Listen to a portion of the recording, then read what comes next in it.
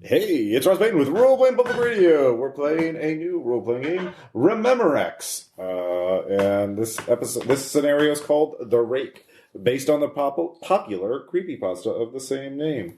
But we're setting it in the 80s, which is actually appropriate because The Rake is supposed to happen throughout all its history. Yeah. So, and it fits in with the game. Yes. So we have two players with us tonight. Yep. Hey, this is Aaron. And my Rememorex character will be Clark Tyne, a physicist, a physics grad student who is currently working with the illustrious Dr. Sutter King. Yeah. Yep. We're not going to completely die on that at all. No, it's going to be a happy time. We're not in any way in a creepy house on the edge of an ocean. I'll just get this out of the way. Have you read the papers of Sutter King? God damn it, Ross. Like you do. But yeah, I am the monographs of Sutter King. Yes, yeah, there we go. We're working on his project. Have you read the journal articles of Sutter King? Have you read the symposium of Sutter King? Anyway, sorry. Have you read the responses of Sutter King? Have you read his rateateacher.com reviews? Have you read the crap he's written on the bathroom walls? Anyhow. That can't be attributed to him. That's apocryphal. It's true. It's apocryphal. You can't cite that. I don't say apocryphal. He knows who to call for a good time. You can't attribute to him. It's anonymous. Next up we have... Hey, this is Sean. I'll be playing Rupert Binkle, an ethnography student, grad student, who's also currently been brought on by Dr. Sutter King. And actually, Clark and I have met before because we were both applying for a grant. Weirdly, somehow ethnography and physics did have an overlap. Because 80s. Well, it could have been for a teaching assistant job. Right. Well, or, some other grad assistant job that multiple... He got money that should have been mine. Yeah, yeah. Well, okay, honestly, it's like seeing how these particular subatomic particles are actually interacting with what could possibly be a soul, so... Rationalize further, asshole. I can't rationalize. I gave my theory, they selected it. I'm sorry you didn't get it. If I could technically share the money without getting it revoked, I would. Listen, everybody's gone so positivistic, and it's just such recidivism into the entirety of just how much science is becoming a religion in of itself that people believe in, and they don't even understand humanity anymore. All right, so you're having a meeting with Dr. King. He's like, well, thank you, Mr. Binkle. Your insight is appreciated as always. He is unfazed. Of course. Yeah. So you are at the, let's see here, you were in the town of Clearfield, Delaware, and you were at the Miskatonic University Extension Campus, which has opened up a little while ago. There's actually no college campus in this game or in the default setting, so I just added one. So deal with that, Rememorex. Whoa! Yeah, I know. Rememorex doesn't tries to be more for the like playing kids or teenagers, but I think college students are appropriate too. Makes sense. That's not what... Yeah, certainly there's nothing in the system that would be exclude them. So you were two both Dr. Kane's assistants, his only assistants left this semester. So he has a new project that he wants your help with. In fact, he wants you to do the logistics for it. Okay. And so yes, I after my research, I believe that this latest project, we have got a hefty grant from the government for this, so they're very interested in these results. But I have a lot of work to do myself, so I'd like for you to handle the accommodations and arrangements. I don't. Oh, wait. No, these are your accommodations. Are we bringing any other researchers in beside ourselves? Oh, I'm sorry. I forgot to send you my briefing packets. Dr. Kane is a bit... so he hands you these folders about this thick with paper. Are they full of cheap mimeographs? Some of them. Okay. There's actually some stuff printed by the secretary. Oh, fancy. Yes, I guess I should summarize. I've located 3 volunteers for an extended group study of the intersection of the paranormal and reality. These three, there is a urban legend or a folk tale that dates back quite a ways. It is colloquially known as the Rake. It is some kind of entity or creature that stalks and haunts certain people, resulting in their deaths. But I've found three people who claim to have interacted with it. Do we have records? I guess where we probably records of the people who were presumed to have died because of this entity? Yes. Well, there was one young woman, Rebecca Barker, and she lost her mother to the Rake, according to her. Officially, her mother drove her car off into a lake at night, but trying to get her son to the hospital, supposedly according to the father. So then there is a man named Donald King who claims to have seen a creature in the woods. Only in America, not too far from here. And then there is Ethan Jackson, who investigated another case of a person who claimed to have been haunted by this entity, and then died under mysterious circumstances. However, the thing that I've already done preliminary tests with them.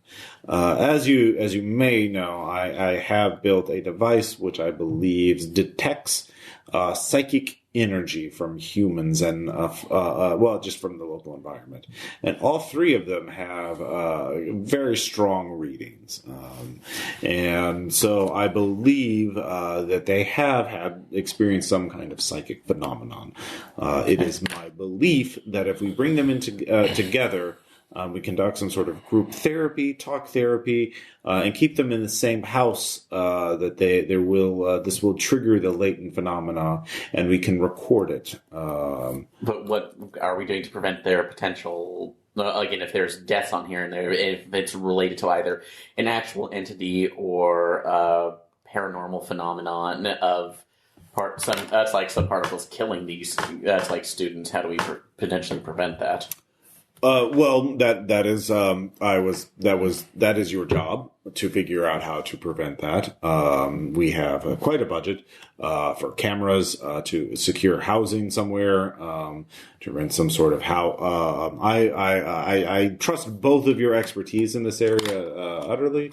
I will be calibrating the psychic detection apparatus, and otherwise preparing the experiment itself. It is my belief that that it should be safe because we will have people with very low psychic potential energy, yourselves. That was one of the criteria in which I chose you as my grad students, that you are naturally resistant or insulated from this phenomenon, and that the observation shall reduce it. They will be, you definitely need to set up cameras, security cameras, surveillance cameras within their bedrooms so that they are constantly observed, because many of these encounters happen in the person's bedroom when they wake up and they perceive this creature watching them, whispering to them.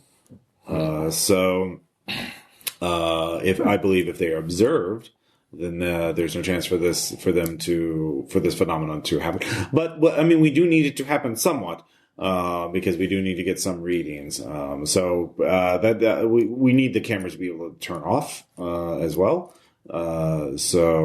We have three test subjects. We can do a control, one observed, one unobserved. Are we keeping these cameras on them all the time? We'll just have the cameras set up to record, and then just have some sort of control room, I guess, where we could turn them on and off. Sounds good. Well, we could also set up within motion sensors to be able to make sure that... Yes, Mr. Tyne, that is an excellent idea. When they go through, although we do need to make sure that they do know this is going on as well. Just in case. They know. They all three expect a great interest in us finding and stopping the creature. Okay. I'm more than happy to take a look at that, especially if this is actual proof of some sort of incorporeal entity that actually contains consciousness. That's actually quite fascinating. Yes, it is. I have a number of theories that I may share depending on what evidence we get with you. I would be interested to, after you read the briefing and accommodation and logistics requirements documents, if you have any theories, so I can correct them to tell you how they're wrong. So before we go forward, you're going to make me read Sutter Kane. Yes. You must have read much of my work already. Otherwise, you should not be here. Nope. Yeah. Are there any other questions? With any, going through, you said for the budget right now it's coming from the federal government. So is there a particular branch that's supporting us, or? Yes. It's all specified in the documentation. Yeah, that means you're going to have to read the report of Sutter Kane. Tell we're milking this joke for all it's worth. So I don't know exactly. So, no. It doesn't matter who's supporting us. We're getting paid, right? Yep. I mean, not that Clark here has to worry about that. Oh, you're technically under a grant too. Mine was just on a separate one, and that's what I'll be You're going getting back double to. grant, dude.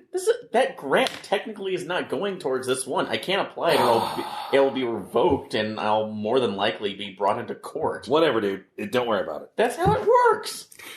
It doesn't work. The system is broken. I'm sorry, I wasn't paying attention to what you're saying. Why are you still in my office? No, we're heading out. We'll take a look. So, do we need to see about possibly? That's like interviewing any of the. That's like the next of kin for the victims. Or victims? Well, for your first requirement's skimming the document. The first thing you need to do is actually figure out where you want to hold this experiment. There's a house we're supposed to use, right? Well, you don't. Well, you get to choose the house. Oh, we do. You get to choose a location. So the main thing is you can find houses. Like what kind of area do you want to do this experiment in? Like in a suburban neighborhood, out in a cabin in the woods. All right, Clark. It sounds like he's trying to run a spook house thing. Personally, I don't buy it.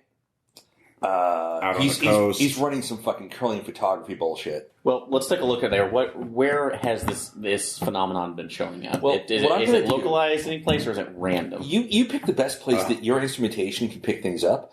I'm hitting the library to dig up as much information, as much background mythology as I can to tie in what their belief systems are, because this totally sounds like a grab bag mixture of old, like, medieval-esque beliefs, all right, that just, like, resurfaced because people are scared, they think they're going to get bombed any second, and that's fine.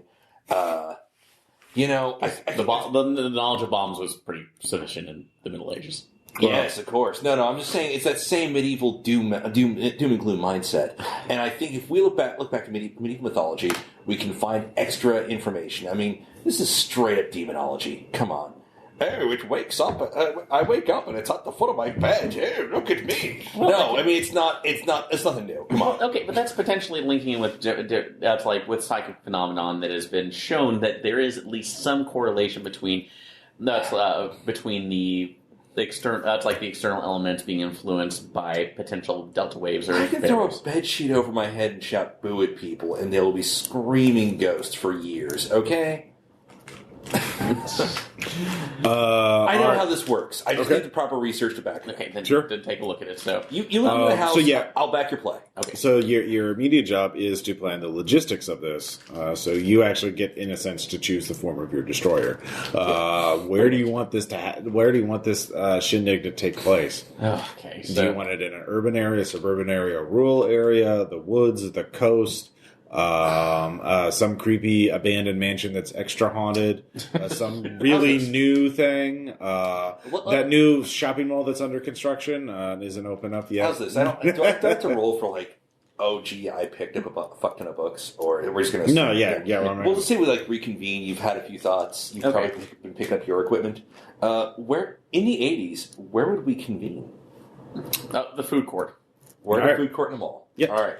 Or the food court in the mall or the university? Not that mall. Wait, no! We're at, what's it called again? The salad place. Shit. Oh, the salad ranch? No, the soup plantation. Yes! Soup Soup plantation! God damn it. Yep. We are fucking soup plantation. You're definitely East soup Coast. plantation now. They serve soup. And sadness. And I am drinking soup from a plastic cup because I can. yeah. Anyway, So you're having a good meal at the soup plantation. Sorry, I'm not sorry. Which is a real restaurant. it is. We watched it. No, it's still Soup Plantation on the West Coast. It's still There's a movie we watched called Spiker where they had scenes where the characters would eat in soup plantation. Yeah, I had soup for lunch today. there we go. Yeah. See, it's relevant. Anyway, we're at Soup Plantation. I'm having a nice soup and salad. Anyway. So, Clark, listen, here's the deal. We need to figure out, are we just scaring these people half to death and then recording notes and Clark and then Kane pays us? Or are we do we really think that movie was out by then, right? Ghostbusters? Sure. What year? That's really- 86, so. Okay. Do we really think we're the other Ghostbusters? Yeah. Do we really think we're going out and solving mysteries here? The Filmation Ghostbusters with the gorilla. Yeah. Well, just so you know, Dr. King does have a reputation for being a crank, but somehow he still keeps his funding, his tenure, and he's never had a problem with grant proposals or grant money. He does have a high turnover for grad students, and many of whom leave academia altogether. There may be something here. Are we trying to be idealists here, or do you just want to get paid? Well, no, I actually want to see if there's any particular correlation or going through. Because, again, this is data that could, if this is actually saying that there is a metaphysical representation in an energy field for afterlife or whatever, or some other being, we need to take a look at this. We can't take them out to the spooky places. We can't go to some mansion in the woods. We can't go to some cabin out in the middle of fucking nowhere. Then let's rent a loft. Downtown loft where we each have a separate one. Those are still scary. Especially, if we head south to New York. Oh, fuck, man. Oh, again, there's more modernized ones. It's not going to be like... put it in a downtown area where there's a lot of noise. But the noise can... We need something relatively isolated and yet not inherently creepy. I hate saying this. We need to find some, suburban shithole. Or at least something, modern, but not an old house, because anything over 50 years old, people say is haunted. Okay, end of story. So a house that's been lived in the last 10 years that's in some cul-de-sac. Yeah. Okay. Nice suburban house? Yeah. A nice suburban place that nobody's really scared of. It's the real estate listings are on a circular by the front door of the soup plantation. Of course. Yeah. Because that's where real estate and you find a nice mansion that's available for rent. It's a little oddly designed. It's a tourist mansion. It is. You remember hearing some architects who are talking about McMansions, but that's never going to catch on. Yeah, that's never going to catch on. So you find that you can find that pretty easily. This bedroom covered in green carpet. It's all beige. Better yet, some of the walls beige and gray. Yeah, they're trying to be avant-garde. Yeah. Some of the walls are mallard. That's fair. With hunting themes across the top. There's a chandelier in the foyer. Well, I hope it's in the budget that we can burn this place down at the end of it. Whoa. That's a decision that you'll probably make. That's true. It does sound... Whoa! All right. So you have a suburban McMansion. You do know from the briefing documents that you're all supposed to spend the night there with the patients. Of course. And you'll have enough bedroom, but this place is big enough to have separate bedrooms for everybody. So 6 bedrooms. In true fashion to some of your inspirations, I'm going to make damn sure we've got a couple cases of beer. Okay. Beer's fine, yeah. Yeah, he didn't really specify anything other than, And a case of Bartles and James on the food side. And water. That's your call, man. If you want Bartles and James, go for it. Again, it's the 80s. He believes a 72-hour period for this would be enough. We'll go for it. Stay in the house. So just food and, he just said supplies for 3 days. They're security cameras. They're getting Totino's pizzas. And that's all they're getting. No, we're going to stock everything. We have money to do this. Okay. I'm trying to save money so we can pocket that shit, dude. The thing I'm poor. I'm a grad student. You can embezzle if you want, but you don't have to. So, all right. You can obviously you're gonna have to build security cameras. Well, we can buy those and just build the closed circuit around it, right? Yeah. Yeah, you can close circuit it. We just run The question then it says other reasonable accommodations and features for security and health and safety, Okay. which is like that's all that's specified. So Health and like safety, so- you have to what is reasonably. Okay, so for the experiment on there, we want to make sure that there are access to, well, again, making sure that this place is up to fire codes and to make sure. Yeah, it's a new house. It's a new house. We need to make sure it's fire codes, but we also need to make sure that health and safety involves what if people go nuts and start attacking each other? Okay. Well, all right. So what are you going to get for that? Well, I mean, we're not karate experts. tasers. I was going to say stun guns. There is a thing about limiting personnel because you cannot hire anyone else for this. It's just you three, you two, and Dr. King. Stun guns are cheaper and reusable. But yeah, you can have stun guns. You don't Okay. reload stun guns. Okay, we'll have stun guns on there. I strongly don't. I think it would be a good idea to put panic buttons in there just in case that, since we're going to be monitoring them regardless of this, except for at least one room, if something should go wrong, then that can alert us to a problem and we can get there as soon as possible. All right, we got a little buzzer. They slap the big red button. We get a light. Cool. Okay, that'll take. All right, that's interesting. Yeah, so panic button by the bed. Yeah. Yep. Okay.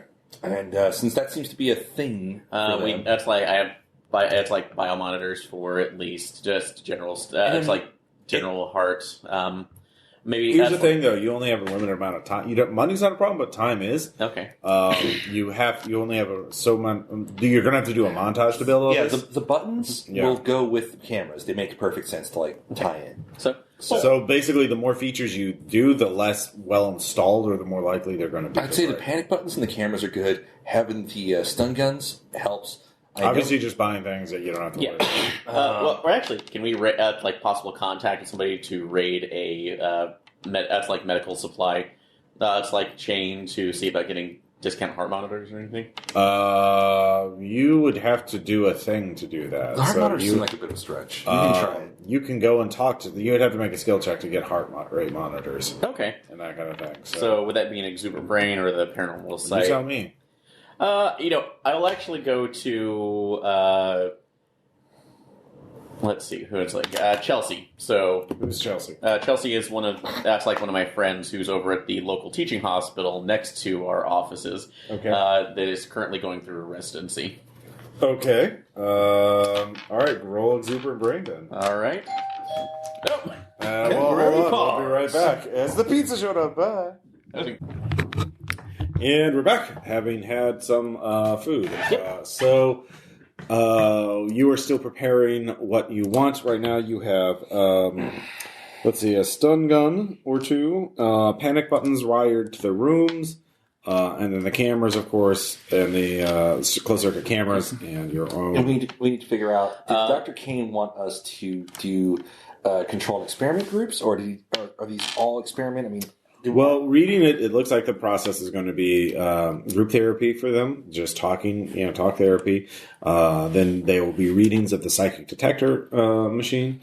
Then there will be a survey of the area around the house with the psychic detection apparatus to see if any phenomena has happened. And that will be it for the first day. The second day, and then if anything happens, so. Are we going to engage in any behavior modification? No. There will be no calls for actually drugging them. Okay, I'm making sure, because sometimes these experiments do that. Well, and Dr. Kane believes that that will not be necessary. Okay, great. And I was talking to one of my Chelsea, one of my colleagues who's over at the local teaching hospital. Yeah. About getting heart monitors, or at least just a general. I think it's very just a med kit. All right. So in this case, that would be whether it be exuberant brain or my paranormal physicist, since I'm getting this for exuberant brain. Exuberant brain. Okay. So rolling the 4 on that. And what do I need to get in order to succeed? I am going to say this is an average difficulty. Okay. And what is that number? I don't know yet. That's why I'm looking through the book. Folks, we're trying a new system. We are trying a new system. And actually, it's a fun one. So I'm going to say 10. 10? All right, so I need to collect an over a 10 on this? Yep. All right. Yeah, you got it. Yep. All right. So, yep, 10. What did you get? 11 on that. Ooh, barely. Yes, she has heart rate monitors. She shows you how to use them, so you can have that wired up to your surveillance rooms. All right, excellent. So, yeah, you have that. Do you want to do anything else? Do you want to go ahead and start doing your montage of makeup? What is it? Anything? We're getting the we already have the books. We have the panic buttons. I'm trying to think. We had the cameras, and we obviously had audio boom mics on that, right? Yeah. Okay. Boom mics? Well, I mean, the cameras. Shotgun mic. Sorry, I'm just like picturing somebody trying to sleep and they're in frame. And This is boom mic Steve. blows. Don't mind him. Oh, you mean a PA system? Yeah. Not a mic, a PA system. No, mics. I think he actually record wants audio. Yeah, the cameras have mics. They're not like shotgun mics. Yeah, so I was like, what the fuck? Giant fucking boom mic in the shot. Yeah, I misspoke on that. So No, I was making sure they have basic microphones. Okay, but I'm just making sure we can record audio from them. You're not going to be able to make out whispers or anything. No. Like that, so. Okay. We're going to get audible dialogue. Yeah. Okay. And possibly people falling out of bed or whatever. Yeah. All right. And actually, on my side too, maybe an emissions detector of some sort. So for different. I got my books for research. I'm really just going to study the people and how they react and use a basic psychological template to just say how they're interacting with their own personal mythologies. Okay. So, but yeah, can I basically use my paranormal physicist trained to get to check out a particle detector from or a radiation detector from the radiation detector? Yeah. You like a Geiger counter or something else? Okay. Right? So yeah. You can just have a Geiger counter. Okay. That's fine. Yeah, just tie that into the. A Geiger counter or a Geiger counter? Oh, I'm gonna slap you. All right, so you have a Geiger stun gun, Geiger counter, the heart rate monitor, and basic cameras and microphones, and research materials. Lots of research materials. Yep. Right. So, all righty. Do we start with any interviews with the people, or? You can. Actually, yeah, you will interview them. I think brief interviews might be called for on all three individuals. Yeah, okay. I know you might want to get readings off them, but personally, I would like to get a feel for their backgrounds, their cultural backgrounds, because that might influence how they perceive whatever phenomena they believe they're seeing. Okay. Before we get into that, do we need to do the montage? Sorry. We do need to do the Yeah, montage. sorry. Okay. All right, so you got to set up the camera, set up the heart rate monitor, set up the panic buttons. There's a lot of wiring and stuff like that. So first off, what music's playing? Something. Okay, obviously there's synth. The question is, are we going for like the rock synth? Or are we going for the full-on old school Kraftwerk?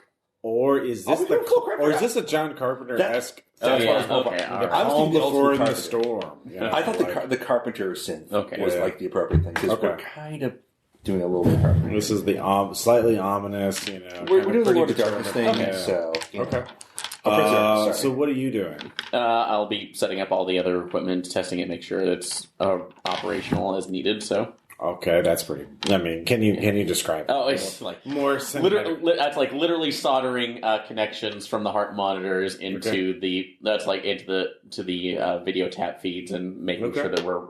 It's like quickly electrical taping everything, making sure it doesn't short out, and it's actually feeding into a general monitor. Okay, so that's good. What trait are you using for that? I assume that would be probably DIY. Resourceful DIY. All right, very good. I'll give you 5 dice for that. Okay. We're going between him being very useful and me drinking beer and reading. Okay, what trait is that? Cynical basket case. All right. Unless you want to go with ethnographer or true. I think cynical basket case makes sense. Yeah, I'll give you 4 dice for that. I'm drinking beer and reading. It's important. All right, so you roll 5 dice, you roll 4, and just add them all together. All right. 14. So 11, 15, 17. 17 plus 14 is 31. You. I should just put a bookmark where those difficulties are, but I didn't. The beer is very effective. So yeah, that's a very difficult thing, and you did that. So good job. My beer is powerful. You are your powers combined. Now watch this house poltergeist it all. So it's fine. Everything's fine. All right, so you make the arrangements. You tell King where the house is, you Dr. King, and you contact your 3 patients. Who do you want to interview first? And do you interview them at their home or at the house? Let's go with the house. All right. Setting wise, I mean, unless you really insist on. The house is good. Yeah, I'm going to say that's well, personally, out of character. I mean, in character, totally, I would rather do their homes, but thinking of it like in a cinematic aspect, for expediency's sake. For budget reasons. We're not going to set up every fucking house, and that's a lot of prop work. Yeah, that's fine. So. All right, so you're going to interview first. There are 3 people. Let's go down the list. We got Rebecca Barker first. Rebecca Barker. Is that her mom? Because I thought she was the first victim. Her mother drove into a lake? Her mother drove into the lake. Oh, mother drove into the lake. Okay, sorry. Linda Barker. Okay. And her brother Clyde. So we're gonna. I don't know what you're talking about. You're speaking of Hellraiser, aren't you? I don't. Yeah.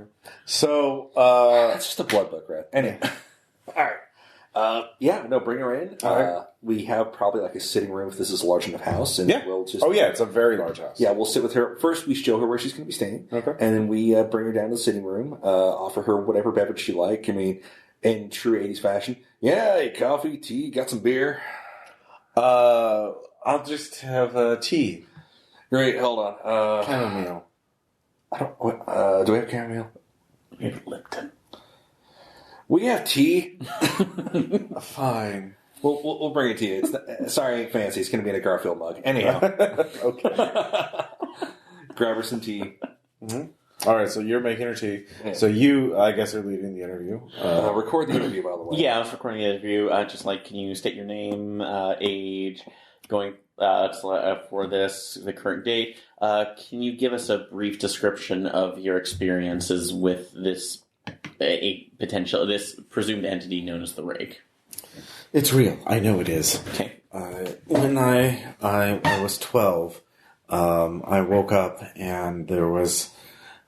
It was standing over me. I was in bed and it was standing over me, but my mother, I could hear already coming down the hallway, and she opened the door, and it somehow got past her, and then I could hear my brother screaming, and my mother, I just heard her pick up my brother, and then the door slam open and the car starting. It was so fast. But I think, yes, yeah. Okay, during this time, did you notice any kind of odd temperature changes?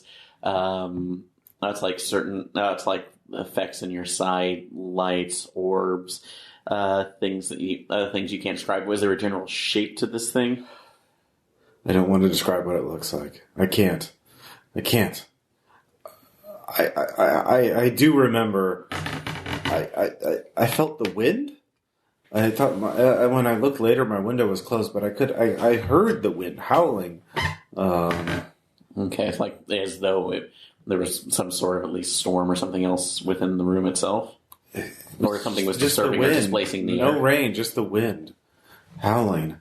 Okay. But no, yeah. And I will not make you describe it. Is it possible that you can draw this out or at least shade it? No. Okay, so I'm going to ask some questions, and out of character, I understand if we just want to montage it. Tell me about your family background and what people are you from? Okay. So in brief, you montage that, you figure out, you find out. It's not going to actually literally be. She, middle class family, claims some British background or some shit. Father was British. Mother met him while she was a tourist. Denies being Welsh. Anyhow, what? Yeah, and just nothing remarkable jumps out at you for that. I'm taking super notes on because again, in character. You don't find out the father died not too long afterwards of it was ruled as suicide. They didn't have any major supernatural beliefs. They didn't have any. Give me a passive. What's it? I'm an ethnographer. Yeah, passive ethnographer. All right, because this is what I do. 7. Yeah, it's not. No, it's not going to be good enough. 10 is easy, so... Yeah. What about you? Do you have a relevant passive ability that you think would help you? In this case, Probably exuberant brain. Exuberant brain and passive. I can try that. Yeah, But that's 2 dice, so It's worth a shot. yeah. Exactly the same as 7. So far, this lady's coming off as like a boy. Although I didn't mean to ask for the love hates or anything. Is that just descriptors of that kind? Yeah, those are just things. Okay. Your character. There's no mechanics for it per se. Yeah. So that's Rebecca Barker. Okay. All right. So Barker, her father died shortly afterwards. I'll make a note of that. Yeah. And again, nothing standing out as far as her background and what kind of mythology she was exposed to as a child. Therefore, it just seems like this was a presence, and then she was gone. So again, it's from my perspective, they're all going to be influenced by something. Which, if I can't find a commonality, I'm probably going to assume it's television. All right, fair enough. So you interview Donald King. Donald King. What a country! Yeah, he's an Only in America. He is from Maine. He is older. He used to be his high school teacher. He's retired since then. Likes to promote himself. Whoa. I don't know where you got that from. He just won the lotto. And totally doesn't deserve. No. He goes out in the woods a lot. And so, he used to. He tells you he was out hiking and he saw it in the woods. He gives you a description this time. Okay, so. It's a pale humanoid figure. Okay. With unnatural eyes. They didn't look human. They were just dark, like black. Okay. How tall is it? It was running on all fours, so we couldn't tell. Okay. But adult-sized? Maybe bigger, maybe smaller. Okay. It was naked. Again, get Mr. King's background. If there's anything that would stand out for blue-collar background, high school teacher. He taught in a troubled school that had a lot of students from the wrong side of the tracks. Yeah. Until he won the lotto, then he retired because it was too stressful for him. Wouldn't you? Shit. Yeah, no, exactly. So he didn't win like a huge amount, just enough to not. Comfortably, yeah. So he has not gotten in the woods since then, and he admits he has been having troubled dreams. Oh, what kind of dreams? I don't know. I just wake up and I feel like the window's open or something. So the wind were constantly howling? Yeah. Okay. So a nice correlation from it. When you have any of these dreams, do you ever see this creature or this entity standing over your bed? What? No. Okay. So, is that what it does? Don't worry about it. No, don't let him influence you. Okay. This is going through. You are, again, as part of the say right now, it's correlating experiences to make sure to see if there is any kind of common thread. So part of this is looking through this. So, but it seems that you at least have the different that you encountered in the woods while hunting. I saw it. I know I did. And I was hiking, not hunting. But yeah. Sorry. For that, so did it make any move towards you? It was running. It was running away from the town. It was running out in the woods towards that. It's like a sinkhole. I don't know. That's the only thing that way, other than more woods. What's significant about the sinkhole? That's the only thing I know that's out that way that was running. So how long has it been there? Sinkhole? It's a sinkhole. I don't know. They happen. Yeah. Well, they do, but it's... I don't know. I'm not a geologist. Those reckless, crazed... Oh, they just jump in the ocean, don't they? Yeah. Yeah, they do. Oh, sorry. Yeah. No. All right. So you said the eyes were black. It's pale, potentially tall, pale, potentially tallish, running on all fours. How's the? This is going to sound strange, but leg to arm ratio. What's that? Like, You know, like how long your arms are versus your legs. Oh. Was it different to have like longer arms or I couldn't tell. shorter legs? It was through underbrush, and I couldn't. I got you. It was so white, I could see it. You know. Understandable. Yeah. White people. All right. And this is a legitimate question, and I'm sorry I have to do this, but we're being thorough. Are you sure you didn't see Nick Nolte? Who's that? Okay, you've answered my question. Yeah.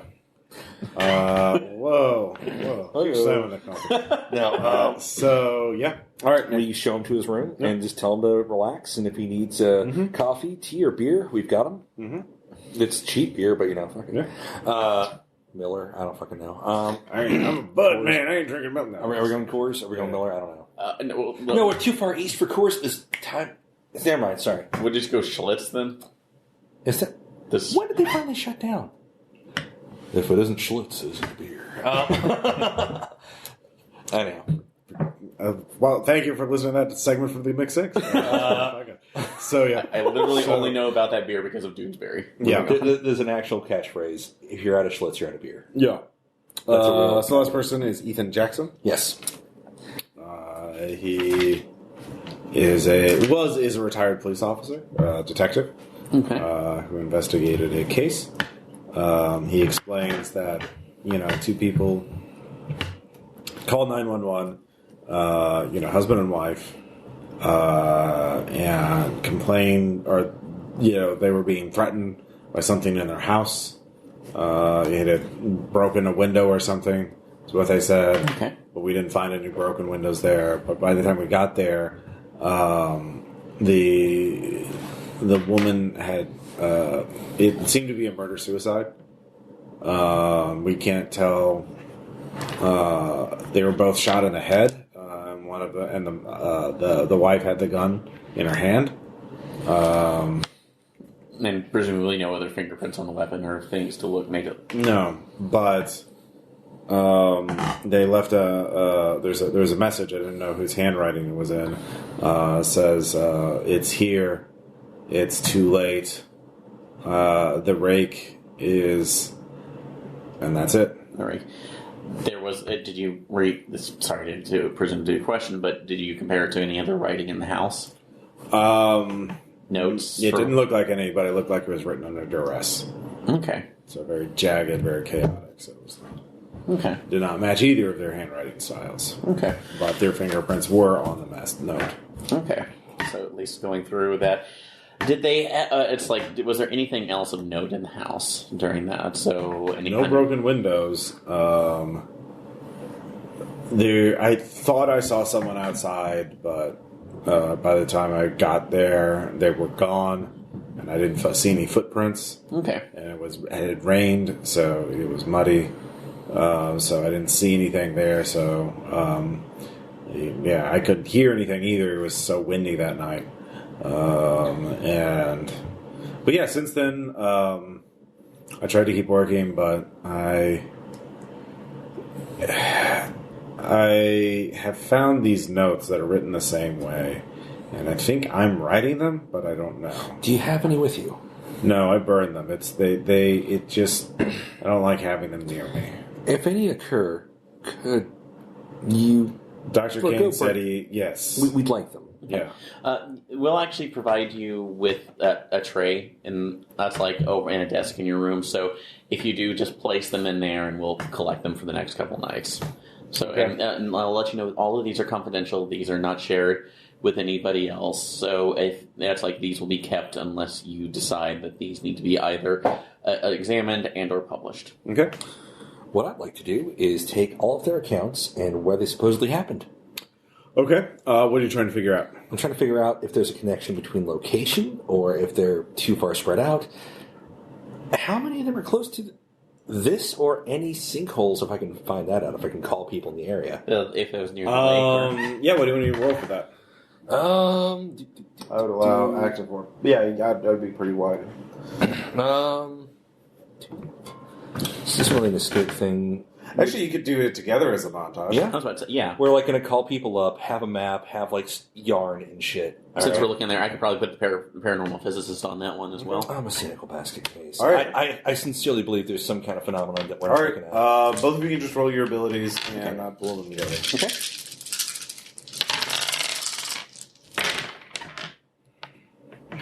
13? 18, 23. Okay. 13 and 23. Oh, that's really good. 36. Yep. Nearly impossible. All right. You find out the detective was actually in local detective for Clearfield, and the case that he's referring to happened in a neighborhood where that house was nearest to what is colloquially known as, or locally known as, the Endless Hole, and which is a massive cave that has never been fully explored or mapped. You are both aware of it, but you've not been there. You've just, heard rumors and legends about it. There is then the sinkhole is actually more like a cave as well, and then the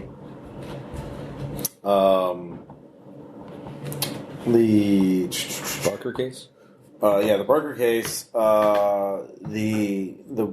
There is also a cave in the area. And in fact, the lake had underwater caves in it that she drove her car into. So in each of these areas, there is an underground entrance, something that could be an entry point. Something that houses things unnameable. Anyhow. Well, or it could be general portals. There could be something linking these that allows this entity into it. Well, that would be cave systems. Well, sorry, it's called the Endless Underground. So, yeah. But for right now, we just need to keep them in this house, monitor them, and for all we know, they're probably just a bunch of cranks that are, just don't have their shit together. Or people that are highly traumatized, and maybe the shared experience is actually something that is either identifying or generating this phenomenon. Again, they could just be nuts. It could try to at least be a little more open to something that's odd. I'm open to the possibility that things aren't as weird as you think. Then I'm thinking that they all are. right, so that conversation continues for a while. As Dr. Kane comes in, sets up his psychic detecting apparatus. He has the powerful version, and then the portable version. The portable version is like a little radar gun, but he points it at you two and nothing. And he points it to those three people, and bing, bing, bing, about like a 4 out of a 10. And it is accurate through walls. No matter where they go, you can spot all three of them with that device.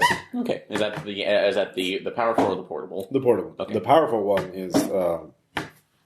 You can't even begin to understand how to read it without making some kind of skill check. It's just a lot of devices and apparatus. Well, Dr. Kane says don't touch that.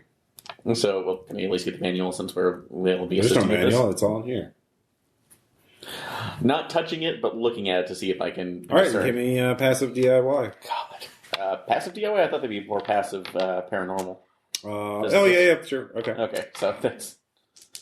Oh damn, that's probably not going to fail hard. But we'll find out. 7. All right. It's certainly a machine, all right. It runs on electricity. It does. Maybe. You're pretty sure it does. I swell my Schlitz and mutter, hocus pocus. So, Dr. Kane runs the first group session, talking about fears of the dark, fears of the unknown, and the collective unconsciousness. And it's, a long session. I'm taking notes. Who's making dinner while this is going on? I will. So you don't want me to do it. What are you making? Let's see. Another night, so keeping it simple. I'll say it's a Salisbury steak run. So all right. Do you make that with the Schlitz? No. You don't have to roll to make dinner. You don't. You can't do DIYs. Yeah. Roll to make dinner, damn it! Roll. It's just, a bit of flavor for the game. So role playing. Yeah, no, I understand. You're in an RPG. You have to roll for everything. That's just how it works. So we learned it by watching you. Thanks, so you're busy cooking. What are you going to be doing this? You could actually study machine since it's on guard. Or you could study more of the material.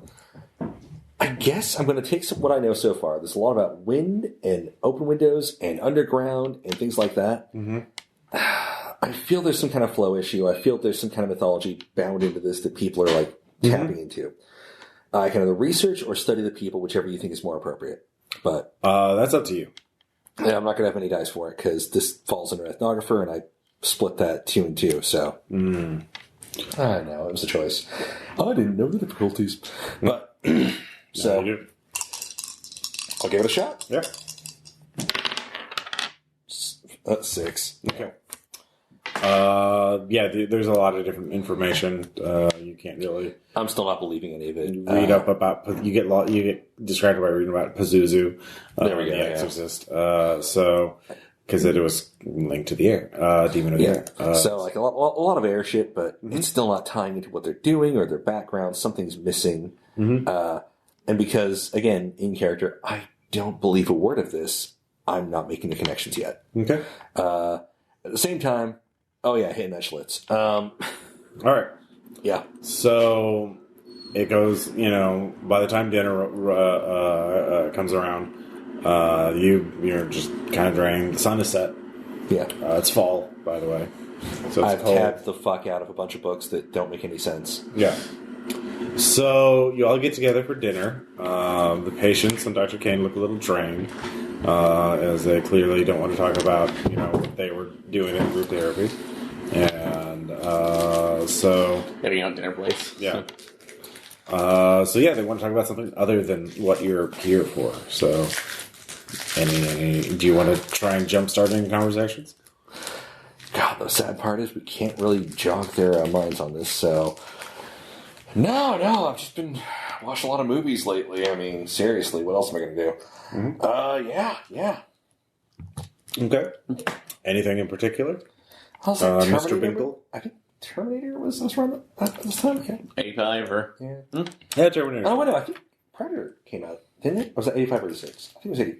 We'll say We'll go with Terminator. Anyway, right. Yeah, Terminator. It's a great movie. I mean, it's probably borrowed off of a bunch of other short stories written by, I think it borrowed from the Second Variety from Philip K. Dick. But anyhow, and Future War. Anyhow, no, there's a lot of things. But it's a really interesting take on it. The stop motion is phenomenal. I've never seen anything that futuristic. No, it's like I'm going to admit they actually did. This Dan Winston really does a lot of good work. He's really it's like undercredited for what he does on those films. So, although honestly, for horror genre right now, if you're really getting there, Alien. Listen, but that's a few years ago. I mean, we're moving on. I saw it on TV. Exactly. It's never going to come back. Nobody's going to do anything with that franchise. Terminator's where it's at. All right. So you nerd out about movies. Yeah, well, weirdly enough. Camera hack's going nowhere. Whoa. It connected. Yeah. You can just sit there and make movies about fucking boats. Nobody cares. All right. Whoa. Why does he just make a whole thing about a next planet thing you're going to be telling his people? Yeah, next thing you're telling me 3D is going to come back. So. Oh God, never! That's just a stupid gimmick, and everybody knows it. All right. So after dinner, Dr. Kane tells you two should put the coffee on. You two be stayed up. Coffee? Yeah, sure. So I thought that's like we're agreeing on the shifts. So right? Yeah, sure. Okay. I'm going to let you know that after it's like around 3 a.m., I'm going to sleep for at least 2 hours. So you are going to be responsible for the monitors right now. That's cool, man. At 3 a.m., he will go to sleep for at least 2 hours. If he goes to sleep for a total of 5 hours, will the monster eat him? Will the monster eat him? And the train to Boston is going east at 55 miles per hour. Listen, we'll both be in the control room.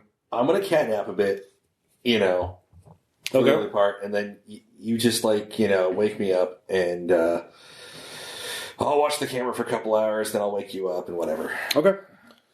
So, the night begins to pass. While you're doing your shift and he's asleep, You hear, and the microphones start. You can start hearing the sound in one room, then the next, then the next, then the next. Then it's about to go up the stairs. Also, do we have cameras set up there? Yeah, nothing. Just through those three rooms. Well, it's coming towards it's out in the hallway, right outside your room, heading towards the bedrooms. So, throwing Rupert's can Schlitz out there. Wake up. Is it a full can or an empty can? Jesus, empty dude. can. That'd be funny if it was Fuck! fall out. Yeah, I know. What the hell? No, what? I think we have activity. Oh, yeah, people are breathing. No, listen. And just turning up the gain onto... All right. No, there's nothing. I'll listen. Can you just... All right, taking the banks right now, rewinding it just a bit. Yeah, it was recorded. See? Okay, so our ducks are bad. That's not a vent sound. It's a vent sound, and we're in the middle of... it's like the middle of spring. We have nothing else. It's fall, actually. Fine. Anyhow. We're too cheap for heat right now. Do you want me to check? Do you want to go and check? Yeah, do bed checks if you want, fine. please. Grab one of the stun guns, pocket that. Because this is a movie. Snatch up a can of Schlitz, yank the tab off. Okay. I'll be right back.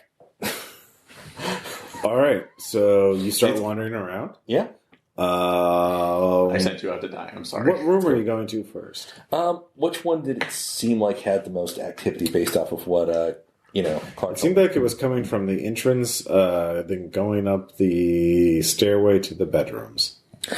I'll just go straight to the stairway and start heading to the bedrooms.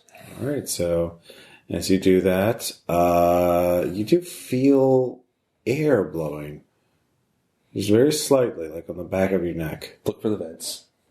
You're not near them. Well, fuck.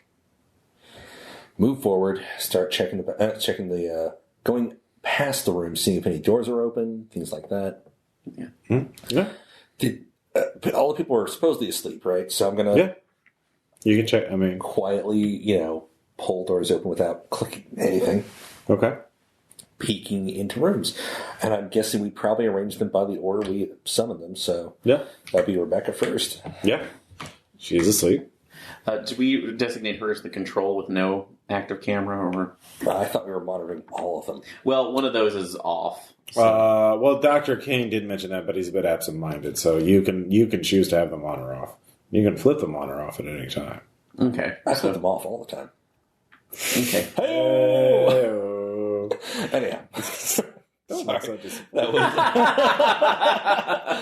oh, God. Yeah. That was cheap. All right. That's cheap. But yeah. I'm proud of you. So, yeah. First, I check hers. Okay. And I'm very cautious about that, trying to be respectful, but, Mm-hmm. I'm on a stun gun routine. So then I check Dawn, see if there's anything going on there. Mm-hmm. I'm guessing No. And then Ethan. Ethan is a little colder. Look around the room. You don't see anything. Reach in my pocket. You have a stun gun in your pocket. Sip my Schlitz. Okay. Walk slow, tiptoe into the room. Do we have walkie talkies? God, I hope not. That would be such a bad... You didn't specify it, so no. That would be such a bad cheap scare. I mean, I'm serious. Look at the big giant 80s walkie talkies. You chose to get a Geiger counter, remember? Not walkie-talkie. So. Yeah. I don't want to talk. I want to stun people. I specifically asked. Anyhow, I slowly tiptoe in. We're in the age of cell phones. And I tiptoe in, make sure my chucks roll, and look around the room while producing. I've got a Schlitz in one hand and a stun gun in the other, because I'm a man. And look around. There is a piece of paper on the little desk. Pocket the stun gun. Yeah. Carefully lean over. Still looking over my shoulder a little bit. Pick up the paper. Can't really read it in the room. Made you look. What? Yeah. Let's see here. Okay. You take it out in the hallway to read? I'll actually, okay, if I can't read in the room, I'm going to, tiptoe back out into the hallway, where I'm guessing we've got some lights going. Mm-hmm. And, take a look. Okay. There are just 3 letters. K, G, and B.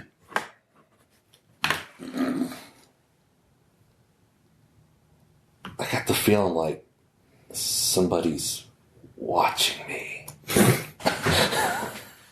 But do you have any privacy? The fuck? Where did that come from? Found the intercom. You don't have an intercom. Seriously, though, I just, walk back, at this point, fuck, the guy's probably just being paranoid.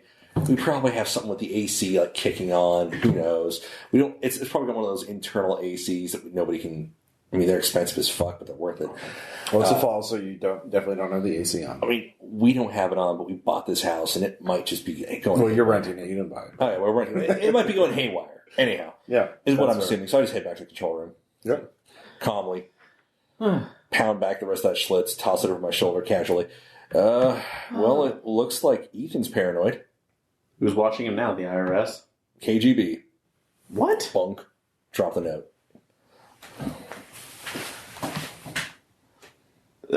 KGB. Yeah. Motherfucking KGB. Well, not the motherfucking part, but yeah, KGB. That's what Dude, I think we're just dealing with a bunch of potential paranoids. I think it's just a series of basket cases. I wouldn't get how that works. Do we have any of the documentation that Dr. Sutter took down from them? Because he's probably writing down notes, or at least from the clients to write down. Can I compare Ethan's note to something he wrote earlier in the session? Yeah, looks like it's handwriting. He probably just woke up and wrote a note. He said he was doing that, remember? Well, I'm glad that he did that. But I think he's just paranoid, and he's tying into some emergent mythology that has nothing to do with reality, okay? There's so many movies and TV shows now that are trying to scare people, and it's probably just influencing people in the background of their mind. That's all it is, subconscious ramblings. I think these are just exhausted, worn-out people whose lives have gone to shit, and this is how they're coping. Might be, although, you said there was a temperature drop in the room, right? Well, we can check. This has one of those internal ACs, right? We don't have to, I didn't see any window mounts. Well, and the thermostat has to be on for that to activate. And we turned it off because we're not paying for extra. Thermostats are wow. Thermostats. No, that was a Dr. Sutter rule. Okay. That's not me. That's not me. Thermostats are stupid and temperamental, okay? It's just this thing you put back and forth. It's just a fucking dial, dude. And, it could just kick on. All right, so on it goes. Just making it stupid, right. Well, while he does that, I was all right, just hold the Ford down for a second. I'll grab the Geiger counter. Okay. Go ahead and take Geiger counter? Just check the fucking air, dude. Fine, I'll check that too on my way in, okay? Great. How are you checking the air? With the Geiger counter? Well, no, I can literally go to the thermostat and make sure it's not on or it's not being... Did you leave it on or off? I turned it off. I'm it's off. Okay. Go to Ethan's room, run the Geiger counter, see if there's anything odd. Nope. He actually does wake up because of the sound. So what? Sorry, just checking. It's like checking. You're fine. Oh.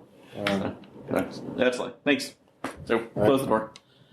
Come back. No, nothing's up. So you can always use Dr. Kane's funny counter. Oh yeah, he's got the portable. All right. So I check Ethan first. Okay. If we're gonna play along with this stupid game, okay. Well, he's the one. Well, I'm gonna get a control from the other 2 rooms first before I do that. Sure, I'll go with you. Okay. All right. Well, we need somebody monitoring this case. Fine, I'll stare at the cameras. Okay, I'll stay where it's safe. That's fine. Thank you. Okay. I know All right. Go. So taking it to excuse me, Rebecca's room first to get a baseline. It's got a 4. Okay. Going over to Dawn's room next. Also a 4. Okay. And Ethan's. 6. And you see a note on the table. I'm watching the cameras. Yeah, there's a note now. You didn't know. You 2 were talking about it. Maybe you weren't. I'm just assuming he did that. Okay. Yeah. Just take a look at it again. All right. You take it out in the hallway so you can see it or read it. And it says the castle. The castle.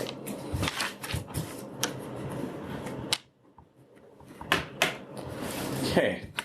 So and walk back into the room. Did you see Ethan get up at all? He might have gotten up while we were talking. I don't know. Shit. Oh. I mean, I can rewind, but that means we've got a blank in our viewing. So, actually, could I have set up a different monitor to... It's the 80s. It's not that good. Okay, so... Alright, fine. So, just rewind for a bit. So, during the time we'll go back and double check. Yeah, we need to check a bit. KGB, the castle. Basically, we're going to go in like a fast-mo review kind of thing. There's a tracking error. Go back to the tracking error. There's- Slow it. There's now a note there. Go back to present. Okay.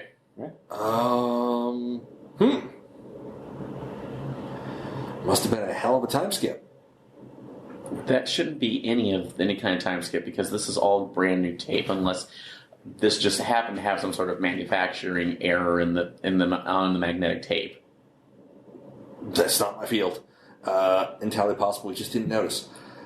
And it's entirely possible that Mr. Jackson is having some kind of nervous disorder that's causing a version of somnambulance where he writes, I guess, what would you call that?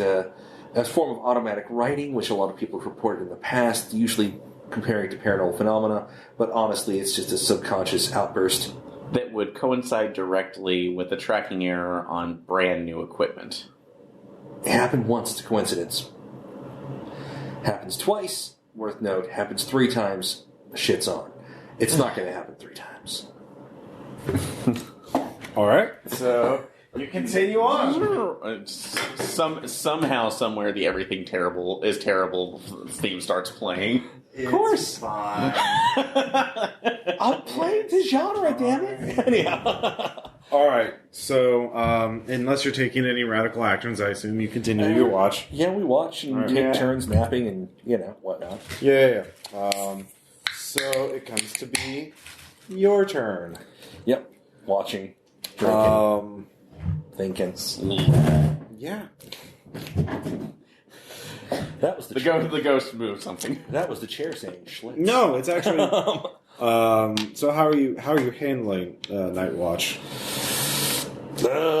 Again, my character doesn't believe in any of this. He's just like more nervous about God. I'm getting somebody now. Well, I mean, what are you doing? How are you handling? Yeah, are you being professional? Or are you slacking off? I'm slacking off. God, I'm watching the screen, but I'm drinking. Okay. And I'm like muttering to myself about random shit. Okay. Hello, late night UHF boxing. Kind of. So you're doing that. You're taking a sip of your Schlitz.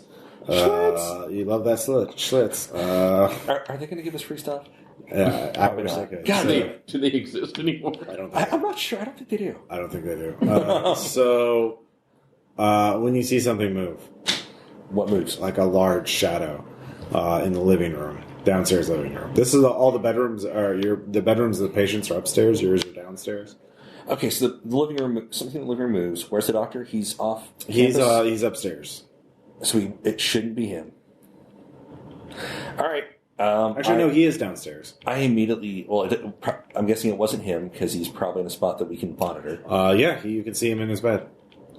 I stand up fast enough to like knock over the chair loudly. Mm-hmm. I don't know if that wakes up Clark.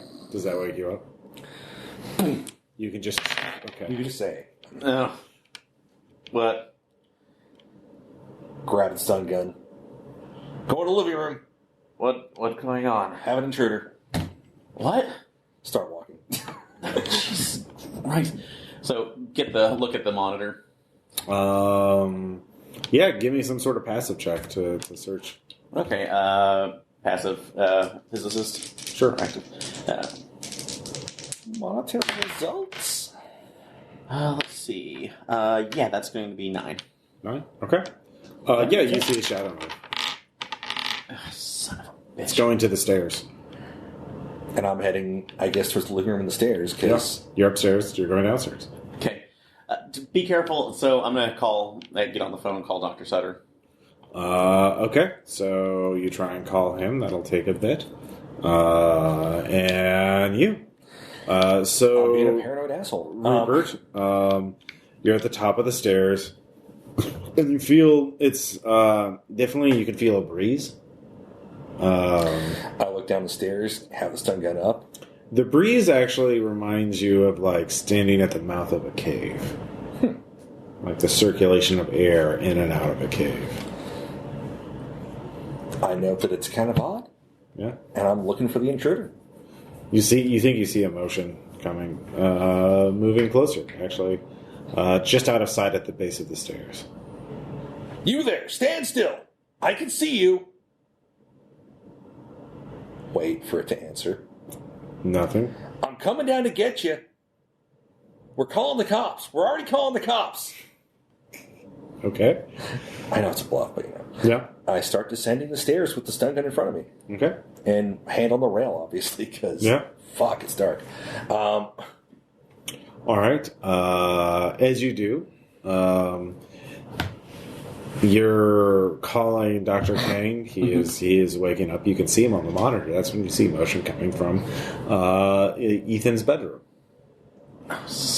You see a figure in the corner of the room. So, is it possible through either DIY, because I'm seeing that something's getting ready to go into his room? No, it's in his room. Oh, it's in his room? Yeah, in the corner of his bedroom. What does it look like? Shadowy figure. We have it on tape, right? I mean, assuming the system works. Yep. I'm gonna see if I can process. I want to do resourceful DIY to see if I can process the feedback through the mics and just start using that to wake everybody else up, or to do a pseudo alarm in the house. Okay, sure. To see if that will scare it, whatever this thing is, off. Okay. All right. 10. It doesn't work. It's not something you don't. Okay. You needed a 15. Okay, so shit. So grabbing the.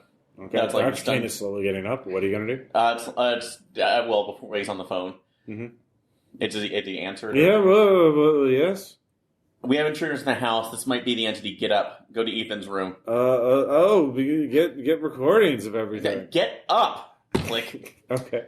I am taking the stun gun and also the paranormal detector as well. Character, we've just set up a horrible situation. Anyhow, we did. So, all right. So, meanwhile, what are you doing? I'm walking down the stairs looking for the intruder with my stun gun out. Okay. As you step down the stairs, you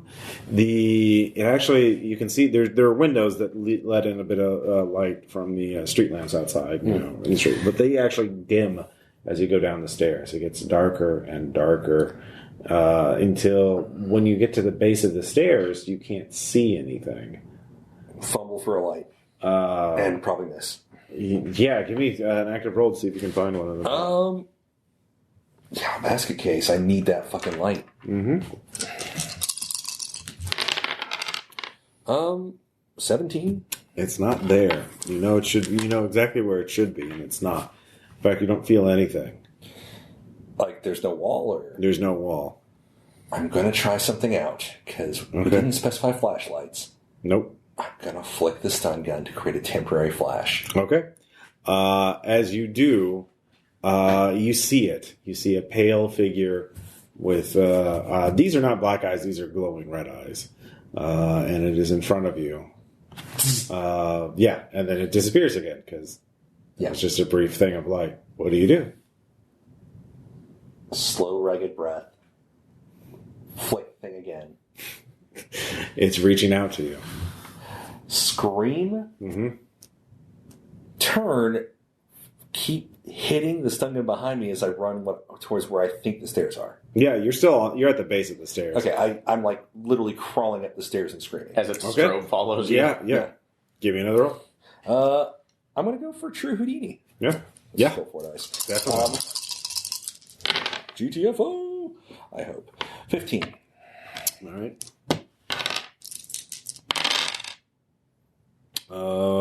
Barely. So I'm flicking. There's like some scene where I like get to the top of the stairs and there's like a meanwhile on my ankle. While this is going on, what are you go into the hall when you're going to Ethan's room? Yes. Okay. When you get there, you see the figures leaning over Ethan's bed, and you hear a whispering. You can't really make it out. Paranormal. What do you mean? Oh, the paranormal. The psychic detector? It's reading a 9. So, actually, I just menace at this point. Get off the bed now. Okay. It turns to you. And it says, Clark, it is your time. So, the hell it is. Yeah, roll passive paranormal physicist to resist this. Oh, God, I can't do that. This is going to be bad. So. Yeah. 8.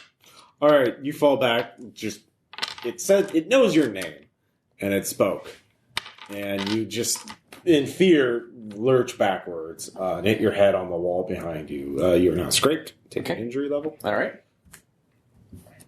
And then the door slams on its own. Okay. Lethan's room is close to you. Oh shit! So you're in the hallway. And then you hear the stun gun going off multiple times. And screaming. Lots of screaming and fumbling and banging downstairs. So where's Dr. Sutters? He's downstairs. Shit. So, looking through on that, so I'll... what are you doing? Hear the screaming. Well, I know I need to get in here. Can I say I have a screwdriver on me and try to DIY my way back and break the lock? It's not on you. It's in the room, back in this camera room. So you have to go back and get it. So, all right. Will that take me towards where the screaming is? The screaming is coming from the stairways. Is that back? So from where you are, the camera room is behind you. Okay. Ethan's room is in front of you, and to your right down the hall is the stairwell. Okay, I'll go down towards the screaming then. So, right, so you get up and run towards the stairs, leaving Ethan trapped in the room with the thing. It's an impossible choice. I know. So, this is that. All right, so you do that. You get to the top of the stairs. Turn around like a scared child and stare down like brandishing a stun gun and muttering to my brain, "This is not happening. This is not happening. He was right." So when you turn around to look at the stairs again, you see it. You can see the streetlight coming in from outside. It looks normal now. Back off a few steps. Look down the hall. Mm-hmm. So running probably around the corner. Yeah, he just pops up. Rupert, what the hell? Wait, come on, wait! I can't do this right now. Grab his arm. We need to get to Ethan's room. Red eyes. Nothing downstairs. Shit, we have that. When I saw a shadowy figure over it, and he knocked me out of the room. Come on. Which room? Ethan's room. Walk over to Ethan's room. Run to Ethan's room. Yeah. Also, the two of you get there. The door is closed. Does it close? Does it open inward or out? Into the hall or out of the hall? Into the hall. So it's okay. The hinges are on the outside. Yeah. So hold it down. Try to get on there. I'm going to get my screwdriver. Try the handle. It seems to be stuck. So, yeah, I'm going back. Actually, the handle turns, but it seems like the door is now stuck. Like it's almost like the wood is expanded. Like it's okay. It's jammed. It's jammed. Okay. So I'm going to try to get the screwdriver. Maybe see if we can. It also feels intensely cold. So yeah, you're getting the screwdriver. I'm going to try to kick it. Okay. Is this true Houdini or cynical basket case? I'll let you choose. They're the same roll. Okay. Houdini, sure. Yeah, I'm kicking the fuck out of the door. Yeah. Trying to get it open. I doubt that worked. It's 14, but you know. Close. You damage the door. You're making a lot of noise. Oh, yeah. I yell a few times and grunt and, you know. And you get the screwdriver. Okay. Try to DIY it again to get it open. Mm-hmm. So.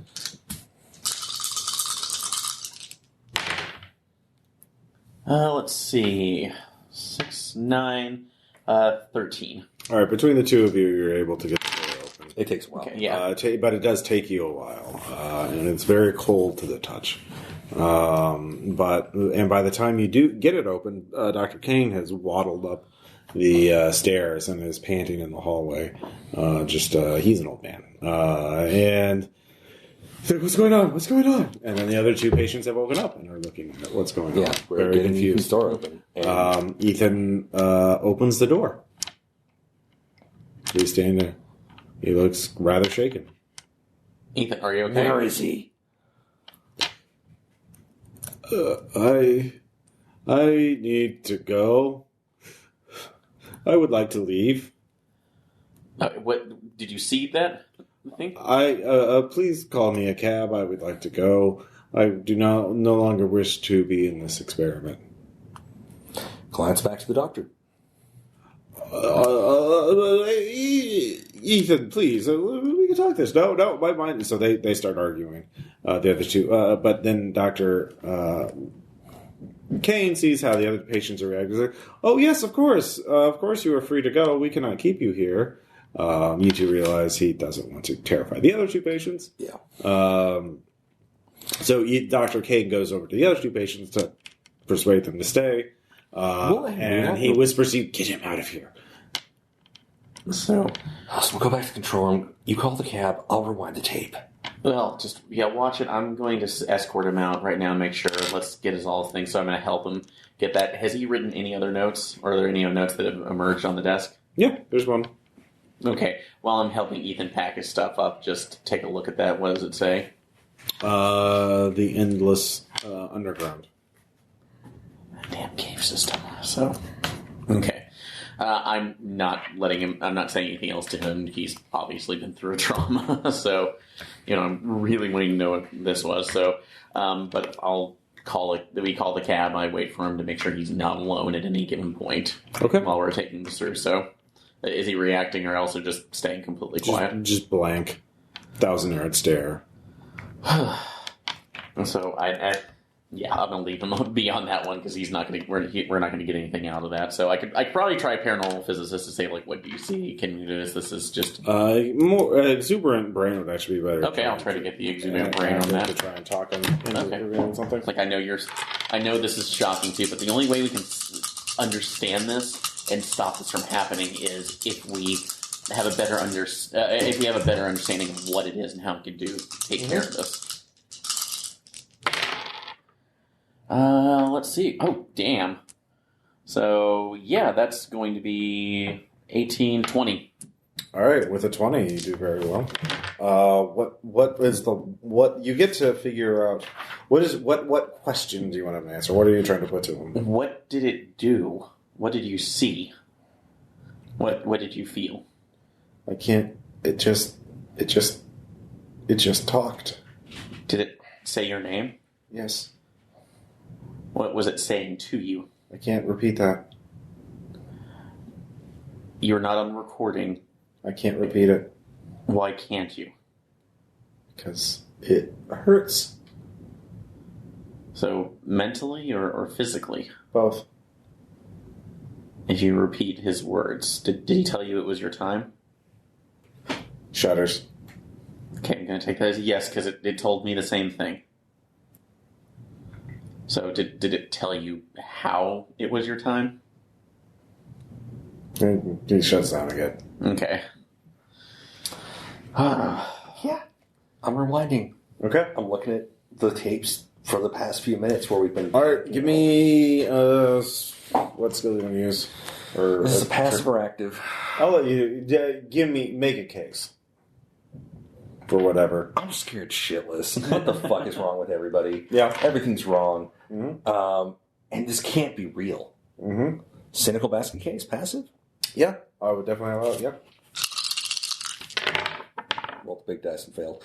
Took a big risk. 12. 12. There's more tracking errors. That shouldn't be, because, brand new tapes. Brand new equipment. And how's this? Does it just cut, or do I see myself fumbling on stairs, or what?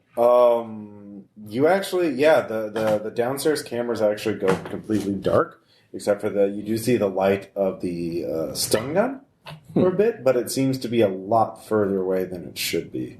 Like it's just a tiny spark of light. Like the distance has changed all of a sudden. Check Ethan's room. I'm guessing it's just more cuts. Yeah. The figure is there. You have documented proof of it. All right. So, Ethan comes. The cab shows up. And Ethan gets into it. And he goes away. So, turning on all lights. Yep. Going for this. I'm still exceptionally curious, but I don't feel this is right. Actually, I'll come to you right now. What did you see? Rewind. Show him the downstairs footage. What do you see? Take a look at the light. So, same thing he saw with the... Yeah, I mean, spatially it makes no sense. The sun... My feet never left the stairs. Something But it was looks like down the there. camera's like 100 yards away. Something was down there, and it tried to grab me, and its eyes were really glowy. It's like Which you were I'm probably just... I mean, don't get me wrong. I've had a few, but listen, man, hallucination is a whole step beyond. No, this is something else. This is either it's bending it's bending distances. This is actually kind of amazing, but at this point, it seems like it's going to be almost too dangerous to be able to continue, at least in this term, without a full team on board or something that can actually protect us. So we need to talk to Dr. Sutter and call this. I don't think he's going to do shit. Then we can get these people out of here. I can count on him to disappoint me, but that's about it. Well, I know he's just going to be like, if you don't stay, you don't get paid. Well, maybe that's at least the... That's how all these doctorates are, man. All right, so you want to go talk to Dr. King? Yeah. Well, I'll follow along, but... Yeah, and I do have the... You find him at the machine, the larger version of it. He's oh yes, fascinating, very fascinating. Oh yes, exactly. Dr. Sutter? Yes, Dr. Kane. Sutter's my person. So, at this point, looking out right now, I feel you need to be a little more candid with this. Yes. Well, I think I have enough to reveal my hypothesis to you. Please, just turn your chair around. It is my belief that the Rake, which I have found documented cases dating back at least 800 years, or to the year 800. And I believe it goes back even further, but it's not written, or we just don't have those records available to us. I believe that this is a condition, this is a disease of humans who have psychic potential. I got a problem with this. Yes. It's not... I'm not going to shit on the psychic potential thing again, but I'm going to say, you said we had none. Yes, you two don't. You have very minimal. You were chosen for your very low, which essentially makes you more resistant to being infected with the disease. Except, I saw it. Ah, yes, because you're in close proximity. Oh, very interesting. Perhaps It tried to grab me. Ah, yes, interesting. That's not interesting. We should have brought guns. So what you're saying is that this is some sort of manifestation that somehow only affects people with psychic potential. Yes, and the disease subconsciously taps into that potential to make the manifestation. That these creatures only exist because of the mind of their victims. So it's unique to each. It's like each individual. Well, it is the same throughout. Just as boils are boils on a plague victim, and sores are sores, it is a disease with consistent symptoms. It sounds like that whole thin person theory you had a few years ago that didn't pan out. It is quite. That is where that is neither the time nor the place. We simply, if they hadn't been convicted of all those murders, we would have enough evidence to publish that journal article. And the restraining order for most public playgrounds. That was thrown out. Anyways. Anyhow, listen, if we're supposed to be resistant, why are we being affected? Yes, because of the intensity, because I've brought multiple sufferers of this disease together. Well, we just sent one away. We've got 2 left. Yes, well, having 2 is better than having none. And if I let Ethan there scaring the others, everyone will be one. Well, maybe, just maybe, you can stay up and kind of... Well, no, we need to progress. We have to escalate. Yes. Escalate? Yes. It is my belief that they both had dreams relating to a cave. And when I spoke to them, Rebecca and Donald. Now, I believe this phenomenon. What I do not understand is why this is consistent throughout many victims. That they speak of a place that is underground, a wind, like as though from a cave. So I believe if we take them to the cave, we will be able to further trace this. I believe This is a disease, but how does the disease spread? How does it go from victim to victim, from culture to culture? Because there's no physical contact between these people. There is some unknown transmission agent. And I believe that these caves are connected to this transmission agent. Well, Ethan left notes. He denies writing them. What does this have to do with the KGB and the castle? The Endless Underground makes sense, but KGB? We've got the notes. They're written. We've got them in the control room. Dr. Kane actually looks genuinely troubled. Is this a thing we should know about? Are we dealing with international espionage? Are we committing treason? No. Something was... I'm sure it's something. Yes, but yes, I'm sure that was. I mean, obviously, it's causing trauma on these people, and the stress, and this causes them to manifest paranoia delusions.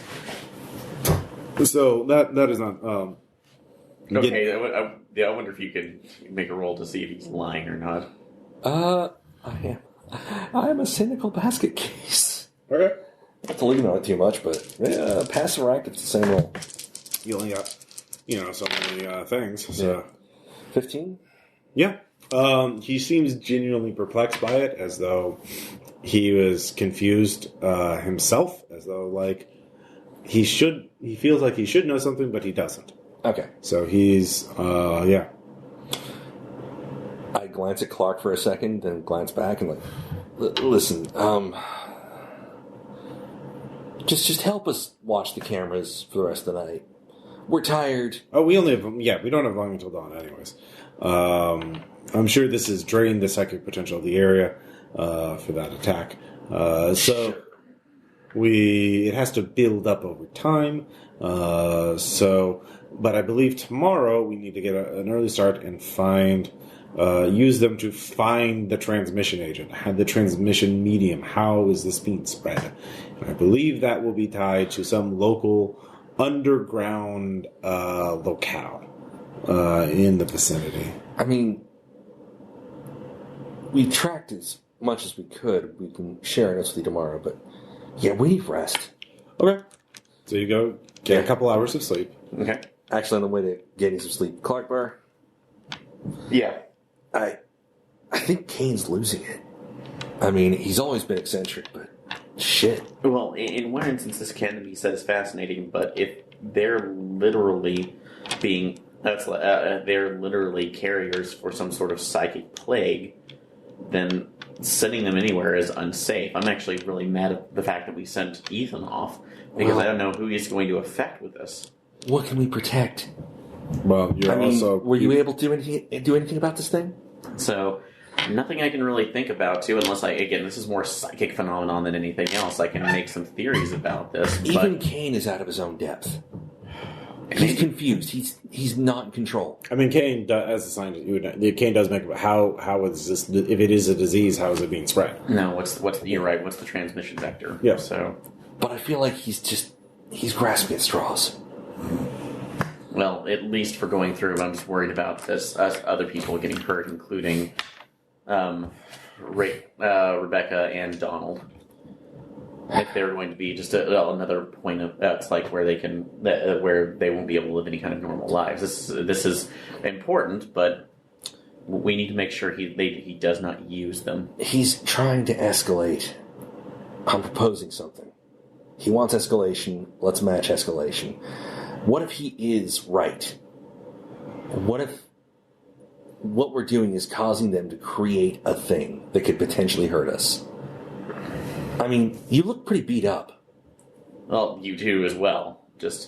Yeah, but I'm saying whatever this is can hurt us. I'm wondering if we should, I don't know, arm up a bit? Against what a dream. We couldn't literally affect this thing, and apparently you said you could. The stun gun wasn't doing a damn thing to it. I didn't actually hit it. I just used it for light and ran. Because, let's be honest, I'm not going to be that asshole in a horror movie that tries to stun the supernatural and dies. I'm proud of myself for that one. And a chill filled the room. A chill wind. Anyhow. Well, obviously, thinking about this, even if it's on, KGB, It seemed like this might be setting up for negative feedback. What if we could actually, if we were influenced, it was under influence of positive feedback? How do you mean? Well, it's like if this is somehow a disease that's affecting presenting the worst part of their nightmares, what if we can get something right now that's more of a dream, something pleasant? Wait, I have an idea. I always have this idea, but right now it seems pertinent. I know this guy. Old friend of mine. He can give us some stuff that'll help us dream while awake. You're wanting to drop acid again, aren't you? Oh, fuck yes. Listen, what if that helps? If we're fighting in dreams, don't we want to arm up in dreams? I mean, if regular weapons aren't going to do anything, we need dream weapons, man. Well, again, this is only a supposition at this point. It's a working hypothesis. I bet I can talk Kane into paying for it. Well, in this case, what happens if they go on a bad trip and suddenly we summon the them? Us? Well, again, we're psychically resistant, apparently, according to Kane. So it won't even. It's like the only reason we were affected is because we got this in there. It might work, but again, I don't. Man, we're doing science, aren't we? The only way to do science is to try to be wrong and hope that we are wrong. But then if we're right, holy shit, we did something amazing. Well, that means that we're going to have to take a controlled dose of this to be able to make sure that it goes through. And, okay, one stand each. I'll buy a few stamps. You really want me to take LSD in this game, don't you? Yes, I do, Aaron. Take the acid, Aaron. You don't have to. You can resist. But Binkle is going to go to Kane. Okay. All right. Well, breakfast comes. You decide to get some sleep. Yeah. We're going to wake up. Yeah. I'm going to pull Kane aside. Mm-hmm. Kane? Yeah. I wasn't on board to start with, but I think we're onto something interesting here. I'm not a big believer in psychic phenomena, but I do think that this whole idea of the mind creating something needs to be explored, right? Yeah. And the only way to explore that further, if you remember the early Duke tests that gave us the Xener cards and everything, we have to explore new horizons of the mind, right? Mm-hmm. And I really believe we need to listen. Clark and I, we're grad students. But we're being affected by this as well. Yes. Which means we're already an experiment group. Hmm. If you're trying to experiment with vectors of infection on a psychic level, what if we were to affect that by opening our minds further? Oh. Now, I mean, we can either, there might be some people at the university that can cook it up, but it would take them some time. I know people off the record who could have a ready supply of things that can affect us mentally. Ah, I see. Just for the record, I want to let you know this plan is being called MK Ultra Hosed. Hey-o. Oh, man. Yeah. So I'm just saying, like, this might also affect how everything's perceived, but it could also... Let's suppose that what we're dealing with is an actual dangerous psychic phenomenon. Mm-hmm. This would almost be like arming ourselves with more power. I see. A lot of shamans in various cultures would take psychotropic, hallucinogenic kind of drugs to arm themselves against the supernatural.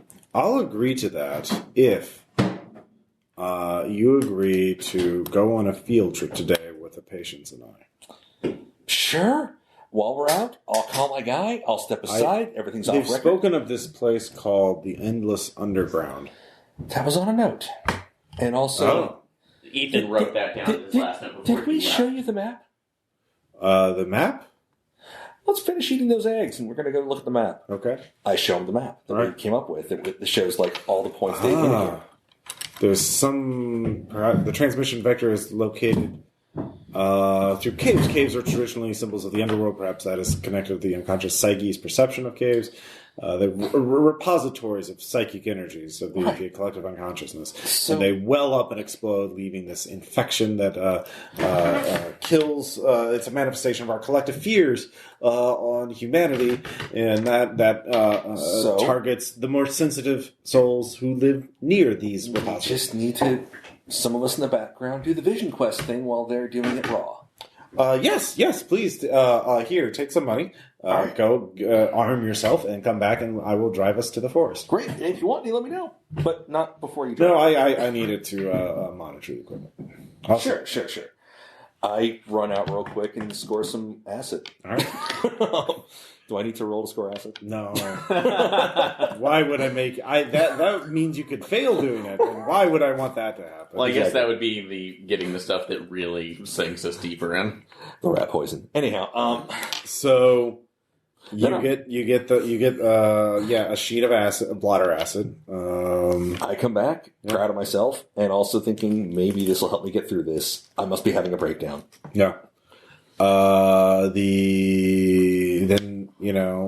Kane has a van, and so the 5 of you pile into it with your equipment. It has the bubble in it. And he says, yes, we need to go to the Endless Underground. I believe there will be stronger manifestations there, but it'll be during the day, so we should be fine. It only appears when a person is sleeping. I believe perhaps we can cure this through a sort of exposure to it. Also, I've quietly pocketed one of the stun guns. Okay. Sure. This is a great combination and a fantastic idea, and I don't see it going wrong ever. So, shortly after you get there, you park, you get out, and you see a vehicle in the woods. So it's driven in there. Start taking a look at it. It is a yellow cab. The no. doors are open. No driver, no passenger, same cab I sent Ethan home. I mean, it looks similar. Well, could that be just an eccentric brain to make sure, see if that was the same license plate? Passive, though. Oh, passive. Thank you. 5. No. Maybe?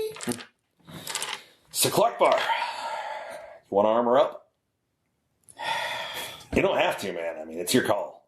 I'm doing it. At this point, it's trying it, and maybe we'll give another insight. So, yeah, I haven't done this since that dorm day that we don't speak about. I put on my 3D glasses.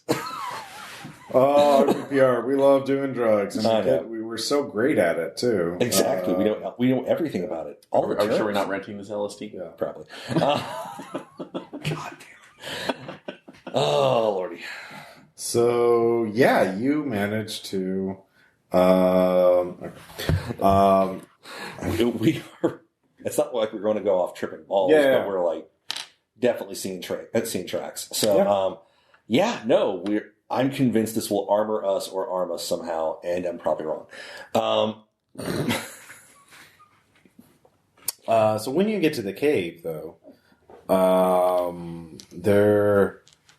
the large cave entrance.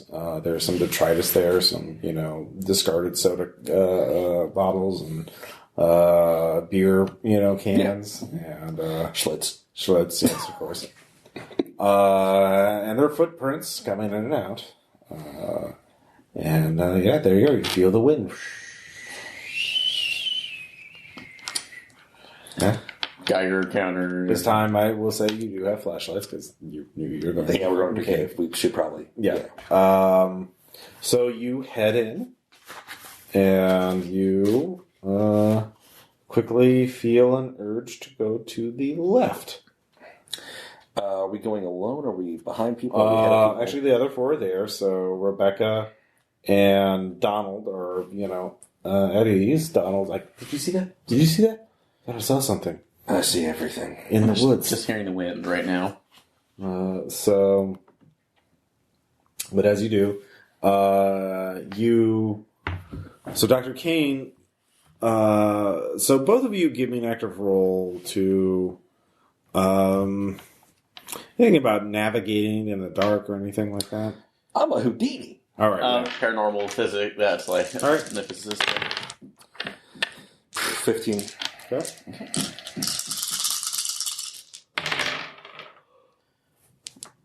All right. 8, 14, 18. 18? Mm-hmm. All right. So, yeah. You see a passageway to the left that leads to a hole with a rusted steel ladder leading down. The other two patients see that and are kind of looking at it very intently. But Dr. Kane passes it right by. Dr. Kane? Huh? Points to the ground. Do you see that? Oh, yes, that's some interesting graffiti. No, just because I see the ladder going down. Is it just like a straight hole or is it over an edge? It's a straight hole. A straight hole. Can I say I have a piece of chalk?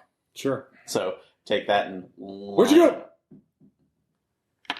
Line it out. Where'd you go? And then walk back with the line. What happened? What happened? Okay. Where did it go? Where did he go? So, do you see the line of chalk? I don't see you. Well, I walked back towards him, drawing the chalk out. Do you see me now? At this point, all of you see a figure. You see two red eyes behind Dr. Kane. I produced the stun. Yeah, I'm producing mine too, so. He's like, why are you doing that? What? And then it grabs him. I Try to grab him, and we're gonna, I guess, both try to stun with him. Yep. Probably All right. don't fuck up. I'm a cynical basket case. I guess I'm what that trying means. to stun a Energy, motherfucker. that's like exuberant brain, I guess. Yep. Attack. You're going to exuberantly brain at him? 6, 7. I've only got 8. Oh. It's like 16, 18. All right. Let's see here. 10, 16, 19. It beats you both. Okay. Do I accidentally stun Kane? No. Okay. It's just too fast for you. Okay. Pulls him into the darkness. Donald screams and starts running towards the ladder. What do you two do? Rebecca is by you two. Shit. Don, where are you going? Well, get the fuck out of here. Don't go down. Go out. Go backwards if you need to get out. This is the way up. It isn't. He's already gone. I'm going to follow him. Okay. Like an idiot. Yeah. The ladder starts going up as you go halfway. Oh, God. The shit? Yeah. What do It's you do? kicking in. Do you as well? No, before I go with this, because Okay. I'm going to test out my hypothesis. Mm-hmm. This is tapping into an unvain fear, and how is Rebecca looking? Scared?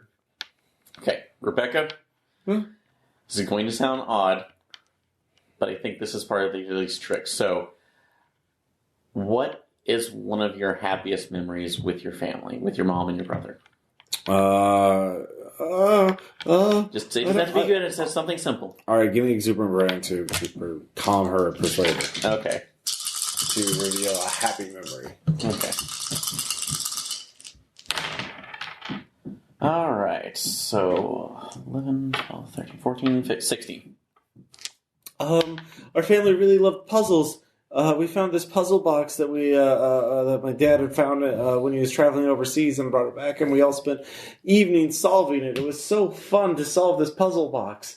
And So eager to learn, so reluctant to play. all right. Come on. Or are you teasing us? You want a happy memory? I didn't. All right. But she's focusing on that. Is it changing anything about the cave? Not that you can see. All right. I'm going to try to add my own into this as well, since Okay. I'm a little more sensitive now, thanks to this. It's like actually watching Cosmos with my Cosmos' first run with my mom, so who is a physicist. So trying to add that into it and seeing if that. All right, you don't have to roll. You do something's happening, but you don't know what. Does it feel negative? It's like trying to push the tide back with a single rock. Hold the tide back with a single board of wood. Like Okay. So what we're doing is it's working to an extent, but we need more. Well, it's... Okay. All right. So looking through. All right, Rebecca, I think I know what part of a solution here is, but we're going to need to kind of follow the others because we're going to have to get Dawn. We're going to have to get Eat. And we're going to have to go get Rupert, okay? Okay. But I want you to hold on to that memory as hard as you can. So whatever happens, if that darkness comes again, if you can't think of that, if that wind starts howling, just think of that puzzle box made by a French toy maker. Didn't say that. I just said First name Lamarche. Lamarche. I don't know. So it's hard. What's the last name? It's just a puzzle box. Sometimes a puzzle box is just a puzzle box. And sometimes you're full of shit. What? Listen, she's still here. That means that nothing bad happened. Exactly. So it means they didn't truly. Yeah, you go down the ladder and then you go up the ladder, and then you find yourself at the bottom of the ladder, or is it the top? But there's ground that you can stand on, and there are two other people there, and you come to a larger chamber. Yeah. Paranormal physicist to understand a Tesser form. No, I'm just joking on that. Yeah. So you've come to a larger chamber. There's actually with your flashlights you can see there's an oil lamp that's been broken and thrown to the side. Looks quite old and rusted. There's also a pair of boots and a pickaxe. That is also quite rusted, and it looks like there's a drill there, like a pneumatic drill that looks like it was. There's a cable that was ripped, so you don't know what it was attached to, but the drill is by this hole that's been drilled out or expanded. I take my flashlight. Okay. I look back. I look forward. I slowly kneel down. Is Dawn in there with us as well? Yeah, Donald and Rebecca are both with you. Okay, so she both kind of scared and looking around. Right. Yeah. I'm going to look in the hole. As before you do that, I'm going to let you basically tell you what we did and that feeling, that psychic feeling, so to hopefully bolster you. So I'm supposed to think of a happy memory. Yes. I try and I fail. I think back to when we had to put down Benji. Anyhow. Aww.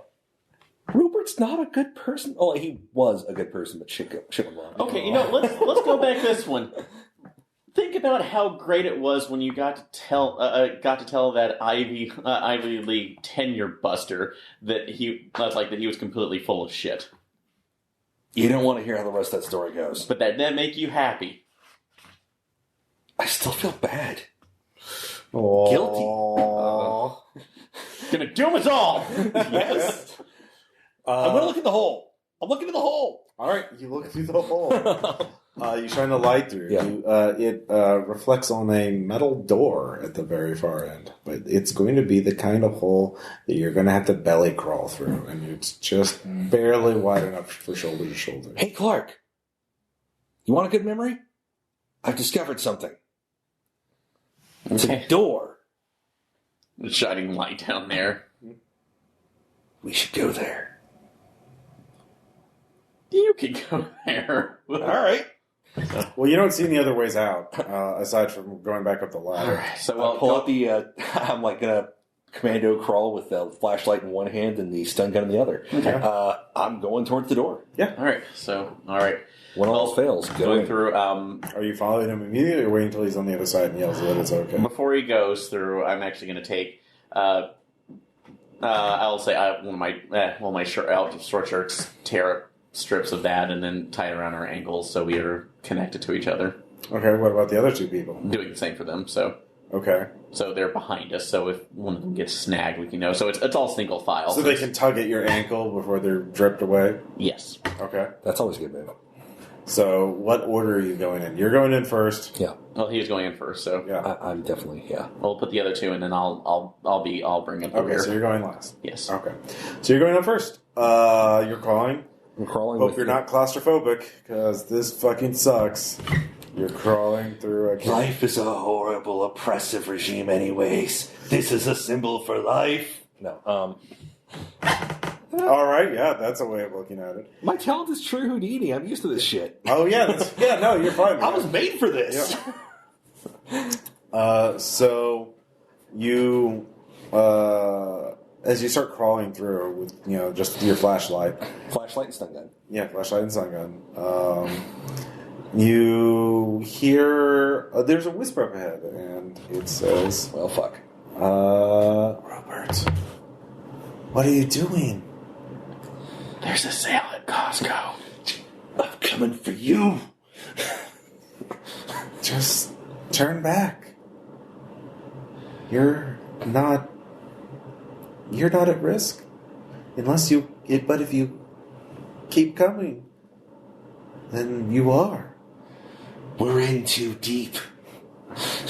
All right. I'm like charging forward. But Okay. I am literally, apparently, everybody else talking to myself. Yep. Saying, Nobody can really hear you. We're in too deep. Yeah. All right. So Rupert is losing his fucking mind. all right. You think you see, a pair of red eyes and, in the darkness up ahead, but then they shimmer and disappear. And you make it. You're revealed into another chamber. And there is a metal door that is partially ajar. It looks like a kind of bunker blast door with like a hatch that you can seal. Once we get them through, I get that bit of shirt off my ankle. And, are you ready? Well, Donald and Rebecca have to go first. Yep, so they're the next two. All right. Okay, so we get them in. All right. So after what order? Who's going first and second? That would be Rebecca. Rebecca, then Donald. Yeah, Donald, then I'm bringing up the rear, so because it's all single file. Yeah. No, it's definitely a single file. Yeah. So she's catching something. Oh God. And I'm just trying to bolster. It's like, remember the puzzle box. Remember the positive She memory. goes on. Then Donald's like, "Oh God, it's so." And I'm going to try to get him as well. So. He eventually goes. Okay, So you don't have to worry about that. But as you're waiting for him to go, you hear a voice. You could just go. Go up the ladder. Leave them. Do you aware that that's like the universe is billions and billions of years old? Billions and You can billions. go. If you go through there, you'll never come out the same. If you come out at all. Any experience doesn't make the same. And I'm not going to let fear rule what I do. So, there's another example. We're going to understand this together and just keep pushing forward. All right. This is as right before you get in. Okay. You're just alone in in the first room you were in. Okay. And the one with the broken lantern and the drill. And then you hear a blood-curdling scream. It's Dr. Kane.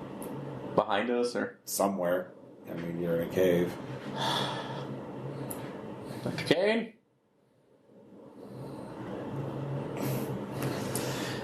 This thing can trick us.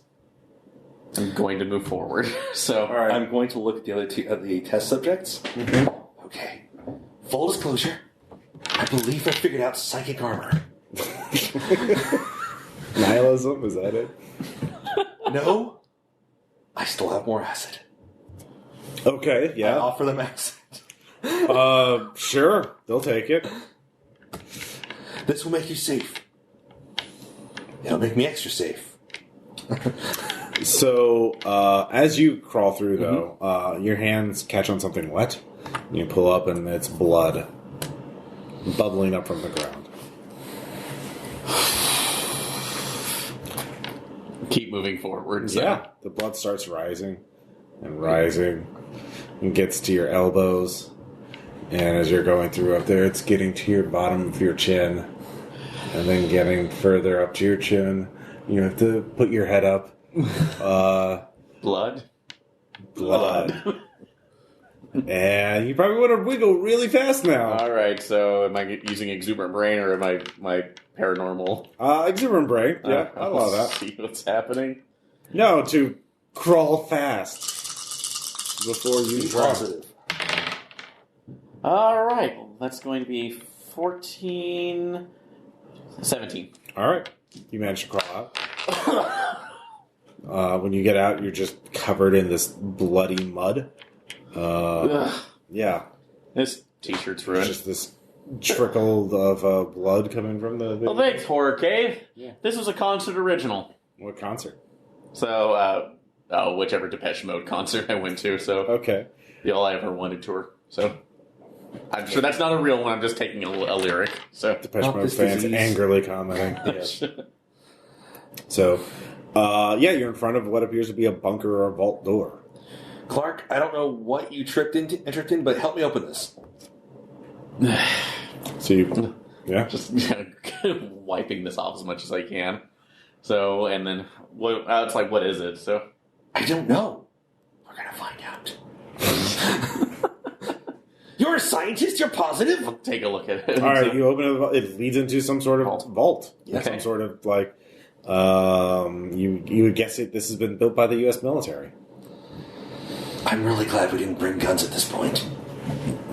Those would be dangerous. The lights are still on. If this is still active. So, but do you even know how to use a gun? You point and you click. How easy does it get? Well, part of it's, propellants that are going through the air, and there's a kickback, and if you're not aiming correctly, the bullet goes wild. Stop being a physicist and be a human for a second. That is being a human. All right, so as you proceed into the thing, you can see, actually, the first thing you come to a little guard station. There's no one there, but there is like a radio thing, and you hear a little status 5-3. Don't answer that. They'll know we're here. Hello? Someone there? And it's already on. Like, yes. As you do that, you realize there is a skeletal hand pushing on the button the entire time. But I heard you. Oh, hey! Whoa, are you... wow. Who are you? Could you identify yourself? So my name is Dr. Clark Tyne. I'm that's like physicist graduate. Wow, how did you get there? Well, it's more long complicated, but we are actually part of a group that was studying a psychic phenomenon that we traced it back here. Okay, that's way above my pay grade. Here, let me, look, I'm here to monitor these things and report back if anybody ever says anything back to me. So this is the first time this has ever happened. So I don't know exactly where you are. I only have as a code number. But I'm supposed to report everything I can about you to send maybe a rescue team or something. Hi, my name, I'm Private, let's see here, Argento. I'm with the U.S. Missile Command, but we also do other deep underground facilities. And apparently, some of these facilities have been abandoned, and we leave the comms equipment active in case a civilian walks into them, so we can rescue them. And that's what I was told, and I guess it happened the first time in 2 years. We entered a cave. We took acid and entered a cave about, give the exact distance from whatever town. Okay. Well, I have the code name of this base with the number, so they'll be able to find it. It's just, are you, so how many? Yeah. So here you hear the sound of papers being written. There's 5 of us. We have 4 of us. There were 5. One, it's like our attending, professor was missing. Still 5. Still 5. Okay. Still 5 of us. There's still 5 of us? Yeah. Okay. Well, I can tell you how is it, the place? The lights are on. The lights are, okay. We haven't really explored yet. Okay, here, I found some information about this place. Where the code name, it's powered by a, that's interesting. By a nuclear power plant, a nuclear battery, the kind of same thing they make space probes out of. Well, we're also staring at a persistent reminder of our own mortality that's holding the button down. Oh, wow. Okay, yeah. There's a very obvious skeleton here. This was supposed to, it was decommissioned over a decade ago. This degree of mortification seems... Its categorization is lost. I don't know what that means. That doesn't make sense. Great. So are you gonna come get us out? Or? Yeah, no, well, it's kind of the middle of the night, so, I mean, aren't you guys supposed to be on constant vigil? Yeah, well, or if civilians are coming into a top secret site that is honestly no. I understand. We're supposed to get all the information we can so we can help. Do you see? Okay. Oh, there's specific questions with this. Is the experimental room open? We don't know what that is. Okay. There's one labeled. Is the control subject loose? We're not sure what that means. The control subject appears as a Caucasian male, 40s and 50s, with a Russian accent, who... large red eyes? What? No, he's no. We've seen no Russians. With a tattoo of Lenin on his right shoulder? Nope. Okay. Is this guy a KGB unit? How did you know that? So, I think one of us might have gained that information subconsciously. Okay. Look, I'll try and help you, but I don't know. It says this place is lost. Like, they literally don't know where it is. Is this place named the Castle? How did you... Again, we're dealing with an experiment in subconscious subjects. Okay. Yeah, hold on. If you want to, I mean, this might take a while. I'll get somebody. I've already raised the alarm. That would be appreciated. Because we really have no idea where we're at, and if this is dealing with somebody who's really dangerous, we probably want him stopped. So we should see if he's still in the room. Even what if the room? You hear a scream coming from? You see, Donald. It's coming! We gotta get the door closed. I run, I guess, towards the door. Yeah, the bunker door. Try to close it. All right, what are you rolling for that? I don't know. Is it active or passive? It's definitely active. You're trying to pull a heavy steel bunker door shut. This is probably true Houdini. All right. Okay. Are you going to join, or are you going to stay on the comms? I'm going to stay on the comms for a second. If I need to do a tracking error, I'll help him that way. Okay. I'm just going to sit here and die. Well, you can do a tracking error. Okay, so there is a little glass window in the bunker wall, so you can see out into the room, even though it's a cave. And it shows, the creature wiggling out of the little tunnel. And rushing towards you. So what kind of tracking error would you... this is a new rule or not a new rule, but a rule for Rememorex, where a character who is in a scene by themselves, another player can introduce a tracking error. Now, the types are... You remember them? Higher difficulty. Lower difficulty. Guest star. Helping hand. Or jump cut. So jump cut is just more information. So you probably want to do helping hand. Yeah. So what helping hand is going to help them? God, I've got an idea, but it's your call. Yeah. I would think right now, literally, that as I'm pulling the control, I'm pulling the... Well, this is for Shanxin. It's something... Oh, I know. Okay. So as I'm literally pulling out the walkie-talkie from it, the skeletal hand ends up falling on the button that closes the door automatically. No, because it has to be in his scene. It has to be in his... It's not a thing you do. It's a thing I'm doing, and something else You're taking happens. narrative agency to change something else. So it had to be something in the cave or at the bunker door. Okay. So a manual release on the button on the door that just auto shuts it down or locks it down? Sure. I mean... Well, that's solving it. That's not helping. Oh, okay. So it could be something to hinder the monster. Is it okay if I give a suggestion? Sure. Yeah, go ahead. The rake is pissed. It slams into the door, unwittingly helping me close it. Yeah, that's a good one. Okay. I'll do it. So do I add anything, or do I just... It'll lower the difficulty. You just need a 10. Okay, good. You... Right. 10. Yeah. Barely. I'm like, oh god! Starts reaching out, then it just rages, slams the door for a second. I don't know how you want to, personify it, but somehow its force helps me close the door. Yeah, no, it just slams into it, and that creaky steel door slams shut, and you're able to... I fall on my ass and probably roll over backwards and sit and stare for a few seconds, and then scramble up and try to seal it, and then... you can see it outside the little security window, but it disappears in the darkness. Did you see that, man?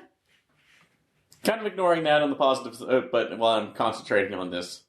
So the voice, Private Argento, tells you, it says if you survive, you need to secure supplies and weapons to prepare for a long extraction time, perhaps.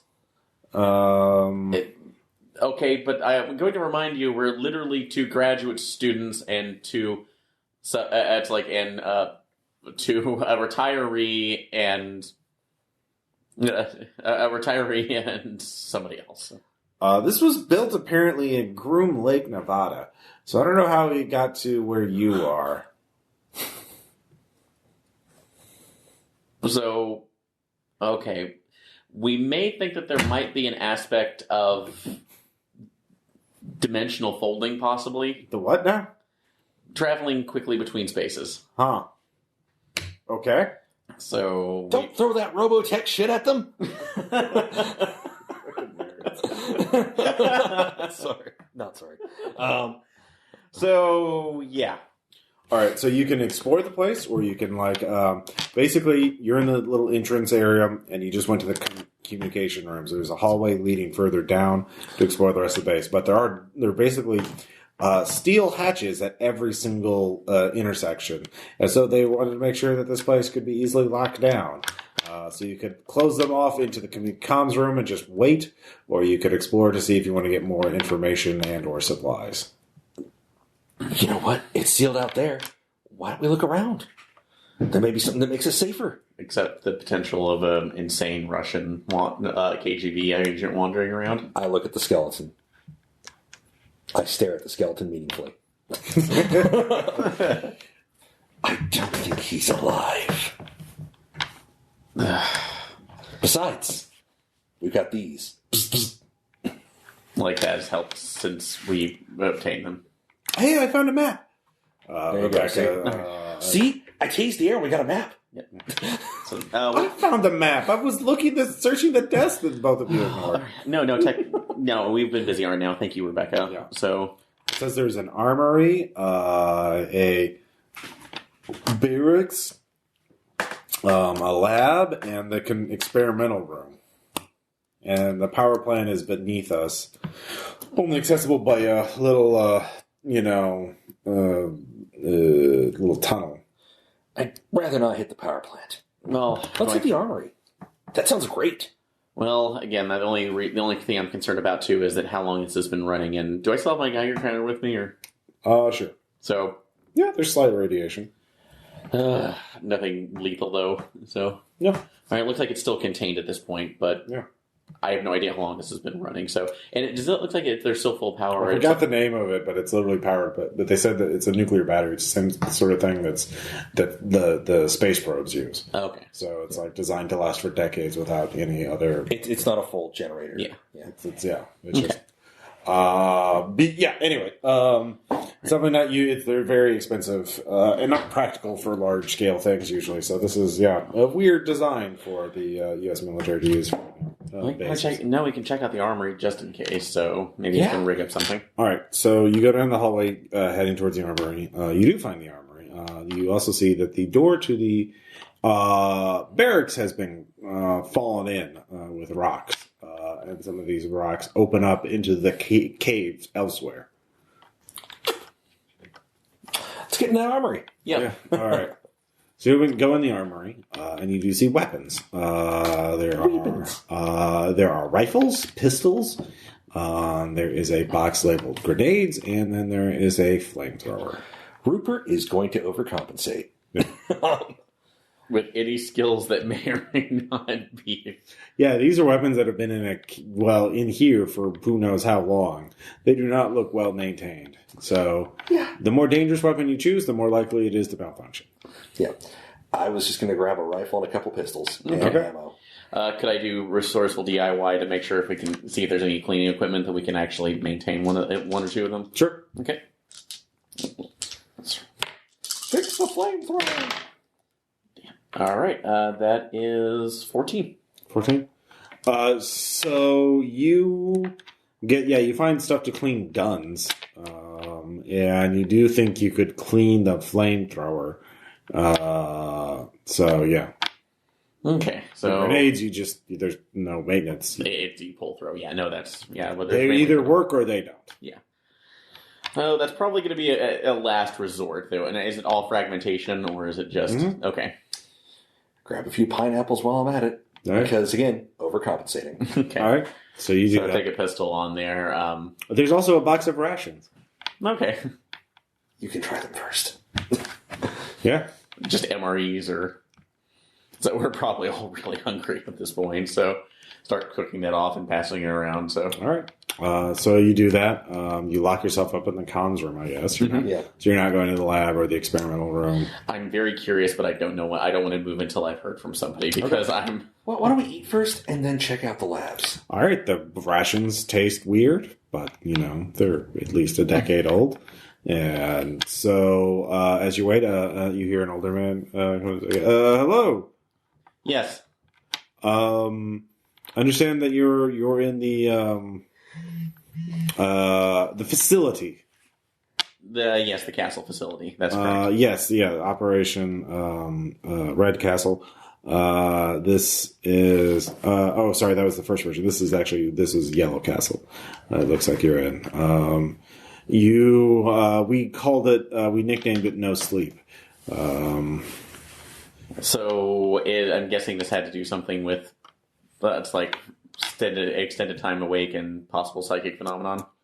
Yes, I'm going to be very honest with you, even though it's not our policy, because I believe we did verify that you are grad students of a Dr. Sutter Kane, and it turns out Kane was actually using our grants.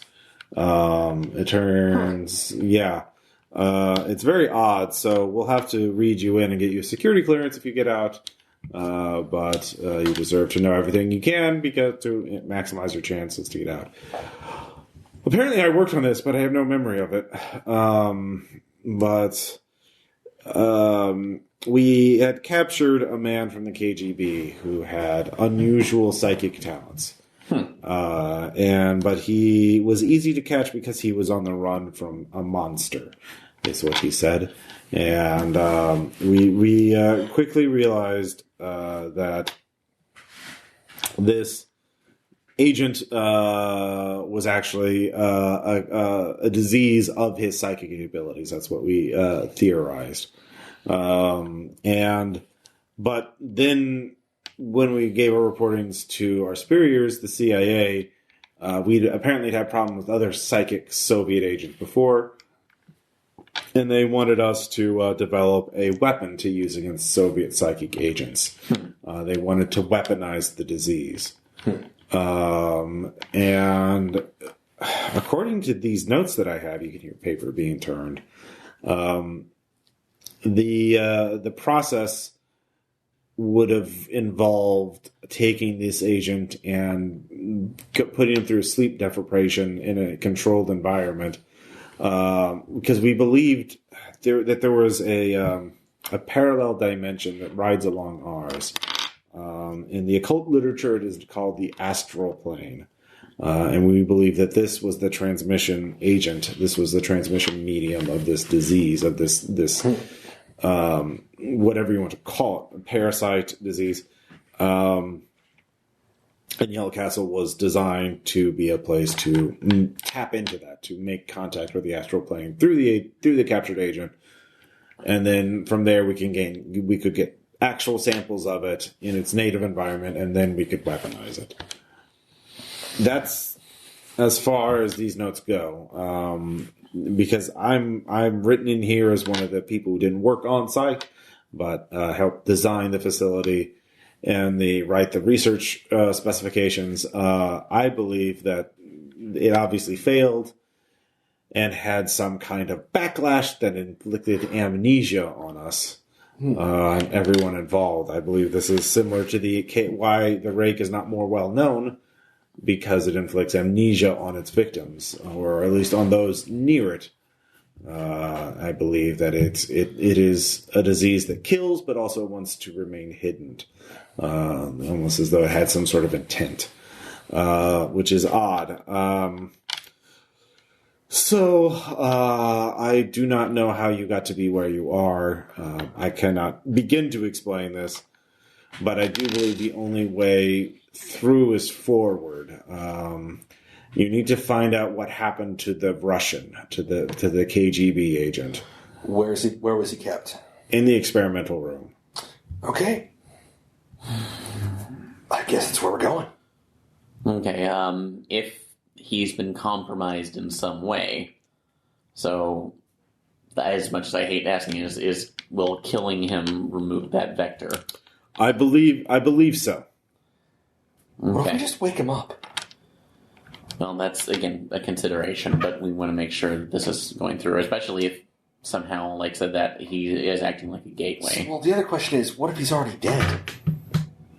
Then, And what can live down here for this long? that's a question.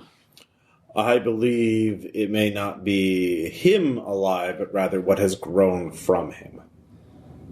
Okay. All right. We'll see what we can find. We'll take a look at that. We'll keep you updated within the hour. Okay. So, thank you. All right, letting Rebecca and Dawn know just to go ahead and give them pistols, but also just like if it's not coming through that door, do the best that you can. So Okay, so you're leaving. and I guess like keep the positive thoughts up. Please don't shoot yourselves. Yeah, all right. Well, we'll see how that goes. Listen, we're going to say a thing if we're approaching, so don't shoot us if we say the thing. Yeah. Buffalo. Well, you'll have to. Okay, you'll have to open a steel door anyway. So yeah, Okay. but if the door's opening and we say buffalo, we're cool. If the door's opening and we say, oh God, help us, you've got to make a call. If the door's opening, there's no sound that's outside the door opening and a cold wind, you're in danger. All right. All right. So the two of you head forward, past the ruined barracks. The wind howls as you go by, past the armory. Dramatically cock a pistol. All right. Because, clicking your gun is dramatic. Yeah. So you get to the door of the experimental. Okay, am I opening the door or are you opening the door? Who's opening the door? I'll open the door. Okay. All right. I ready a rifle. Fresh. You. Grit my teeth and frown. All right. This is gonna suck. Yep. You open the door, and you see a room with a bed, bookshelves, and there are books on it that sort of scattered about. There's food, rations, including one plate that's clearly rotted or just opened and rotted away to nothing. And there's darkness, and then you see. The floor looks a bit odd, but you do see... You can't really explain it. You step in, or what do you do? You gotta go. Hello? Privyet? Sweeping the flashlight around the darkness just to see. Okay. You sweep the flashlight in. Hello? Russian Guyevich? Oh, why did you say so? Russian garbage. So you sweep the flashlight in, and that's when you hear something coming. You just hear behind you, and you turn and you see the Rake is in the hallway. It came from the barrack side, so it's behind you. So you could try and fight it in the hallway, or you could pull yourself in the experimental room too. Pull in the hallway and close the door. You're gonna leave me out there? No, Well, I you thought can. we're both in there. Okay, how's this? Before you close the door, I'm gonna attempt to squeeze off a clip. Okay. Okay. I'm gonna fail horribly, but... Yeah. What would this count as? There's definitely be active. It's an active... would this be... Cynic would work. I would imagine. Cynical basket case. I'm Yeah. freaking out and shooting. Okay, Yeah. yeah. Probably won't work, but shit, 20. Yeah. You hit it. It staggers back. And as it falls, you see another one behind it. Toss the rifle over my shoulder. Das Vidal, you bitches! Help slam the door shut. All right. As you slam the door shut, something in the lighting changes. And you look back, and You know those gifs of glitches in a movie where like something moves and it turns into something else entirely? Yeah.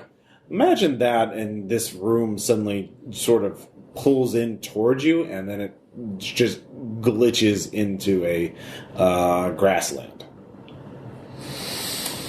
Grab pistol. Yeah. Fuck! I should have just become an electrician. Why did I let you convince me to take the acid? And then there is a large, massive, cyclopean even structure in the distance of alien origin. Look back. Look forward. The door is still there. Okay. We can either open the door and talk to thing that doesn't want to talk, or do you want to buffalo our way into that? Do you want Sure. Let's go to Orthanc. Do you want some more acid? No. I'm having more acid. Fuck it. Fine, let's drop acid while we're going to talk to Saruman. Yeah. So you do see the crudely drawn carved letters on the side of this temple that say KGB. Oh, there we go. Listen, take some small comfort. This isn't the chemicals. I'm possibly fully aware of this. This is actually quite fascinating, the fact that we've somehow actually traversed space, if this is... I almost wish we'd brought a camera. Except it would only be found later. Well, just looking through there, does it look like there's any particular entrance to the tower? There's a stairway leading up to a massive entrance. It's like more structurally, the layout is similar to like a Greek temple. Okay, so take the stairs then. Yeah. But the style is very different. But yeah. We head on up? You head on up, and you see there is a small fire in a central sort of chamber. Well, I mean, it's just one massive chamber, but there's a central fire pit, essentially. And there's a man in robes there, watching the fire. Privyet? You look over, you can see he's wearing a simple robe and he has a faded tattoo of Lenin on it. Yeah, so I just on his shoulder. said kind of hi in Russian. Yeah. Anyhow, He turns and looks at you. you speak English? Yes. Hi. How's it going? We took a lot of acid, wandered through a cave, and wound up in a bunker. Then this thing chased us, and now we're in a field in this place. Are you the Russian guy they were keeping hidden? Yes. Cool. Are you aware that you're inadvertently unleashing psychic monsters into the real world? It's not inadvertent. It is their desire to use me. Come, sit by the fire. It is long since I have talked. Sure. We would have brought rations. Stay a but while and listen. We would have brought the rations, but they're probably going to give us digestive issues later. So, Well, what happened? How How are you summoning these things? You said they want you to send them there? They wish to breed, of course, to reproduce. And how are they reproducing? Well, normally one would it would need to it would start as it's in its seed form. It would be in a person's mind, and then it would grow, and then it would try to scare the person until they died, and the energy of that death would give birth to the creature. And then it would then flee to a place where the veil is thin, because it cannot it spends more energy on Earth than it can. It cannot survive there for long. So this is a psychic parasite of sorts that needs to return to its own dimension. so why are you still doing this? When they found me, they found out that they could accelerate how fast they could reproduce, how many how many openings they could make. I am a gateway.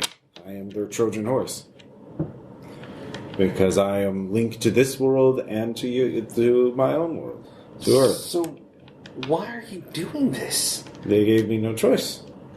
There's always a choice. They worship me as a god, but they do not let me They are already aware that something is wrong. They know that their presence upsets me, so they keep their distance, but they will sense you if they have not already, and they will come and they will tear you apart. In great numbers. Well, I don't like that. Yeah, I would imagine not, friend. So I hate to say, is there any way to sever that connection? I decided the obvious method. They have made it so that I cannot kill myself. Oh. But Jeez. I do not know if I do not know if others could kill me. That is really heavy. What would happen if you would die? Would this link be severed? Could they not? I believe so. I wonder if there's another way. I know this is going to sound insane, but it seems like these things feed off of negative emotions and thoughts, and at least driving their victims insane to the point where it's like they do kill themselves for that energy. I tried to influence at least one of their other victims where using positive thoughts, and I know it was a small bulwark towards that, but if we were to give a strong enough resonance or presence, would that be possible to maybe sever the connection without killing you? Possibly. I'm willing to try it, but we would have to be linked already, and you have very low potential. If only we had had something to expand your mind. Already there, dude. Well, you have some more. Do you need more expansion? Yes. We all must link, and we all must be expanded. So the CIA did this experiment a long time ago. Yeah. Here, Yes, just the CIA. put that on your tongue. MK Ultra fucked. So. Yeah. And you need to take more, too. So... Okay. Let's take acid. Let's take acid with the Russian gateway. Yep. Yeah. Oh, God. We're taking acid with the machine. Yeah. Yes! There you go. The machine, the alternate. I am the machine. Anyhow. So here's the thing. So yeah, you can try and resist it. Now this will be a montage of you thinking of happy thoughts and taking acid and more acid. So what's your first happy thought? Let's see. Did Space Camp? Yeah, Space Camp. When did that first start? You're probably too old for that. We're in the 80s. Yeah. I didn't know if there was anything. Yeah, so let's see. You could have been a counselor. A counselor at Space Camp. All So right. when I got accepted. All right, so suddenly that image, you actually see it. It actually appears in the temple. And looks you showing the kids all about space and stuff. And Buzz Aldrin. Yeah, sure. He steps Don't out. doubt the moon, kid, or I'll knock your fucking block off. It's like he's actually there. He's a special guest star, so uncredited cameo. So Hey. what's your first? You got to give me a happy memory or something. Happy? Yeah. Or positive? You have to decide I that. will start throwing things at you, Sean. Happy or positive? I think there's a profound difference. If we're going with just happy things that makes Rupert smile. It's you. You have to decide. I'm not going to decide. Yeah, Rupert's not a very positive person. But, yeah, no. We're going to start nice. He's at a concert. We're going to say he's at a cameo concert. Because he knows what's the word out. Word out. All right, behind there's a space camp there. The cameo concert on the other side of this temple. He's like, oh, You're not gonna eat me because you're acting like fools. The KGB agent. What does he imagine of? What's happy to him? To old. Do we want to be like really disparaging on Russia, or do you want to just like go like an actual real good memory? Yeah, just a good real memory. good memory. Make it Russian. Yeah. I was gonna say it's actually, let's say. He remembers a sweetheart from when he was a kid. Okay. Yeah. It was like, it's not nothing weird or negative. It's just he just had. Yeah, they're him with his sweetheart. They're watching the local strongman wrestling a bear. There we go. Yeah. It's like walking along the sides of. We're not going full St. little big here, okay? Yeah. All right. So there's bear wrestling, the cameo concert, and that. All right. Both of you roll 5 dice. All right. So both of us, or Yeah. okay.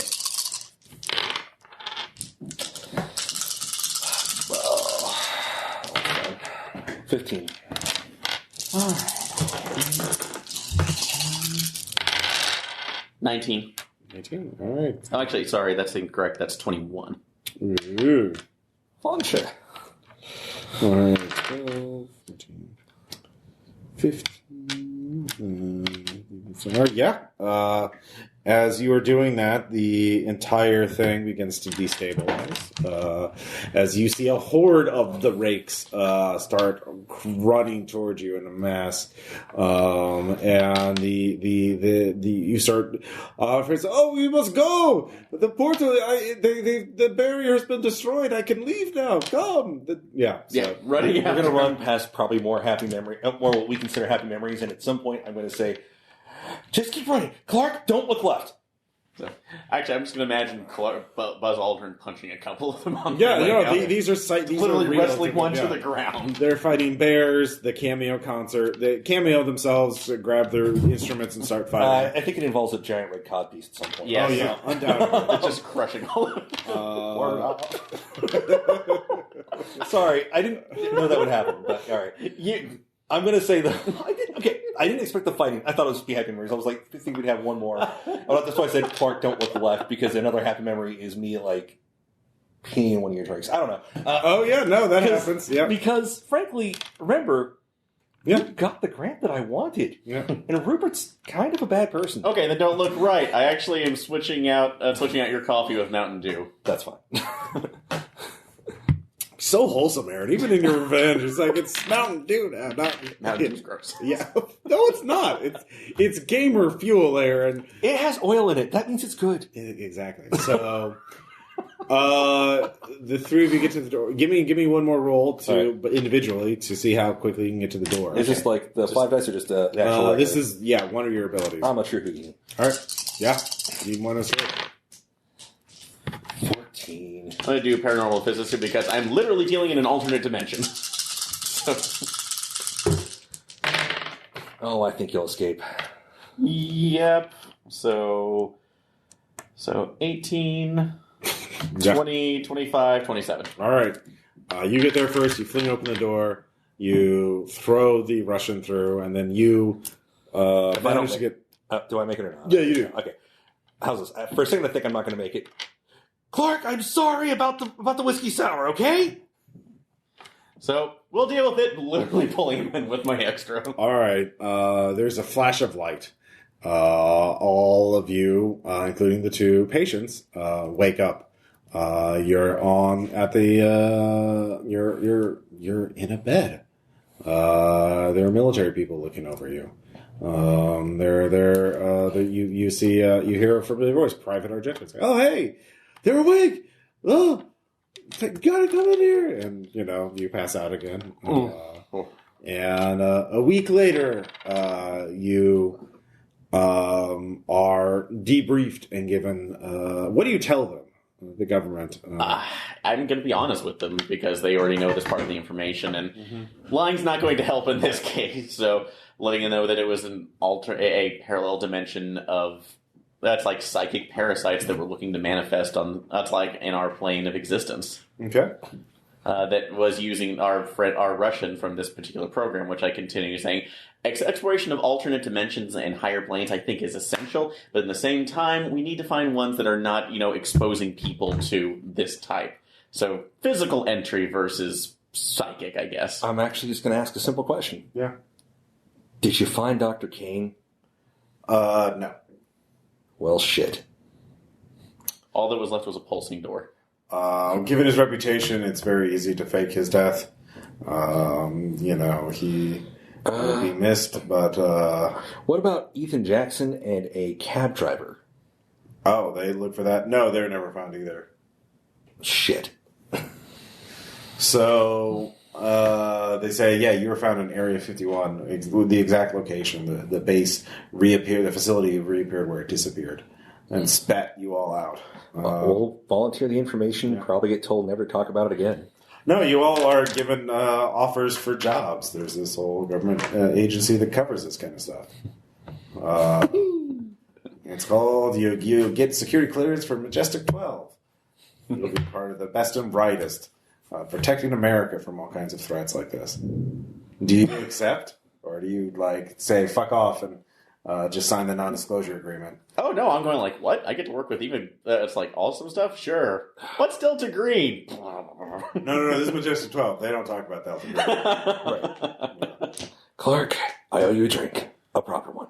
No more acid. I know. Yeah. So that was my take on the Rake. I really like it too. Effectively that it was just an old CIA program that just went really out of hand and became more of an urban myth. So yeah. Well, I mean, it predated the CIA.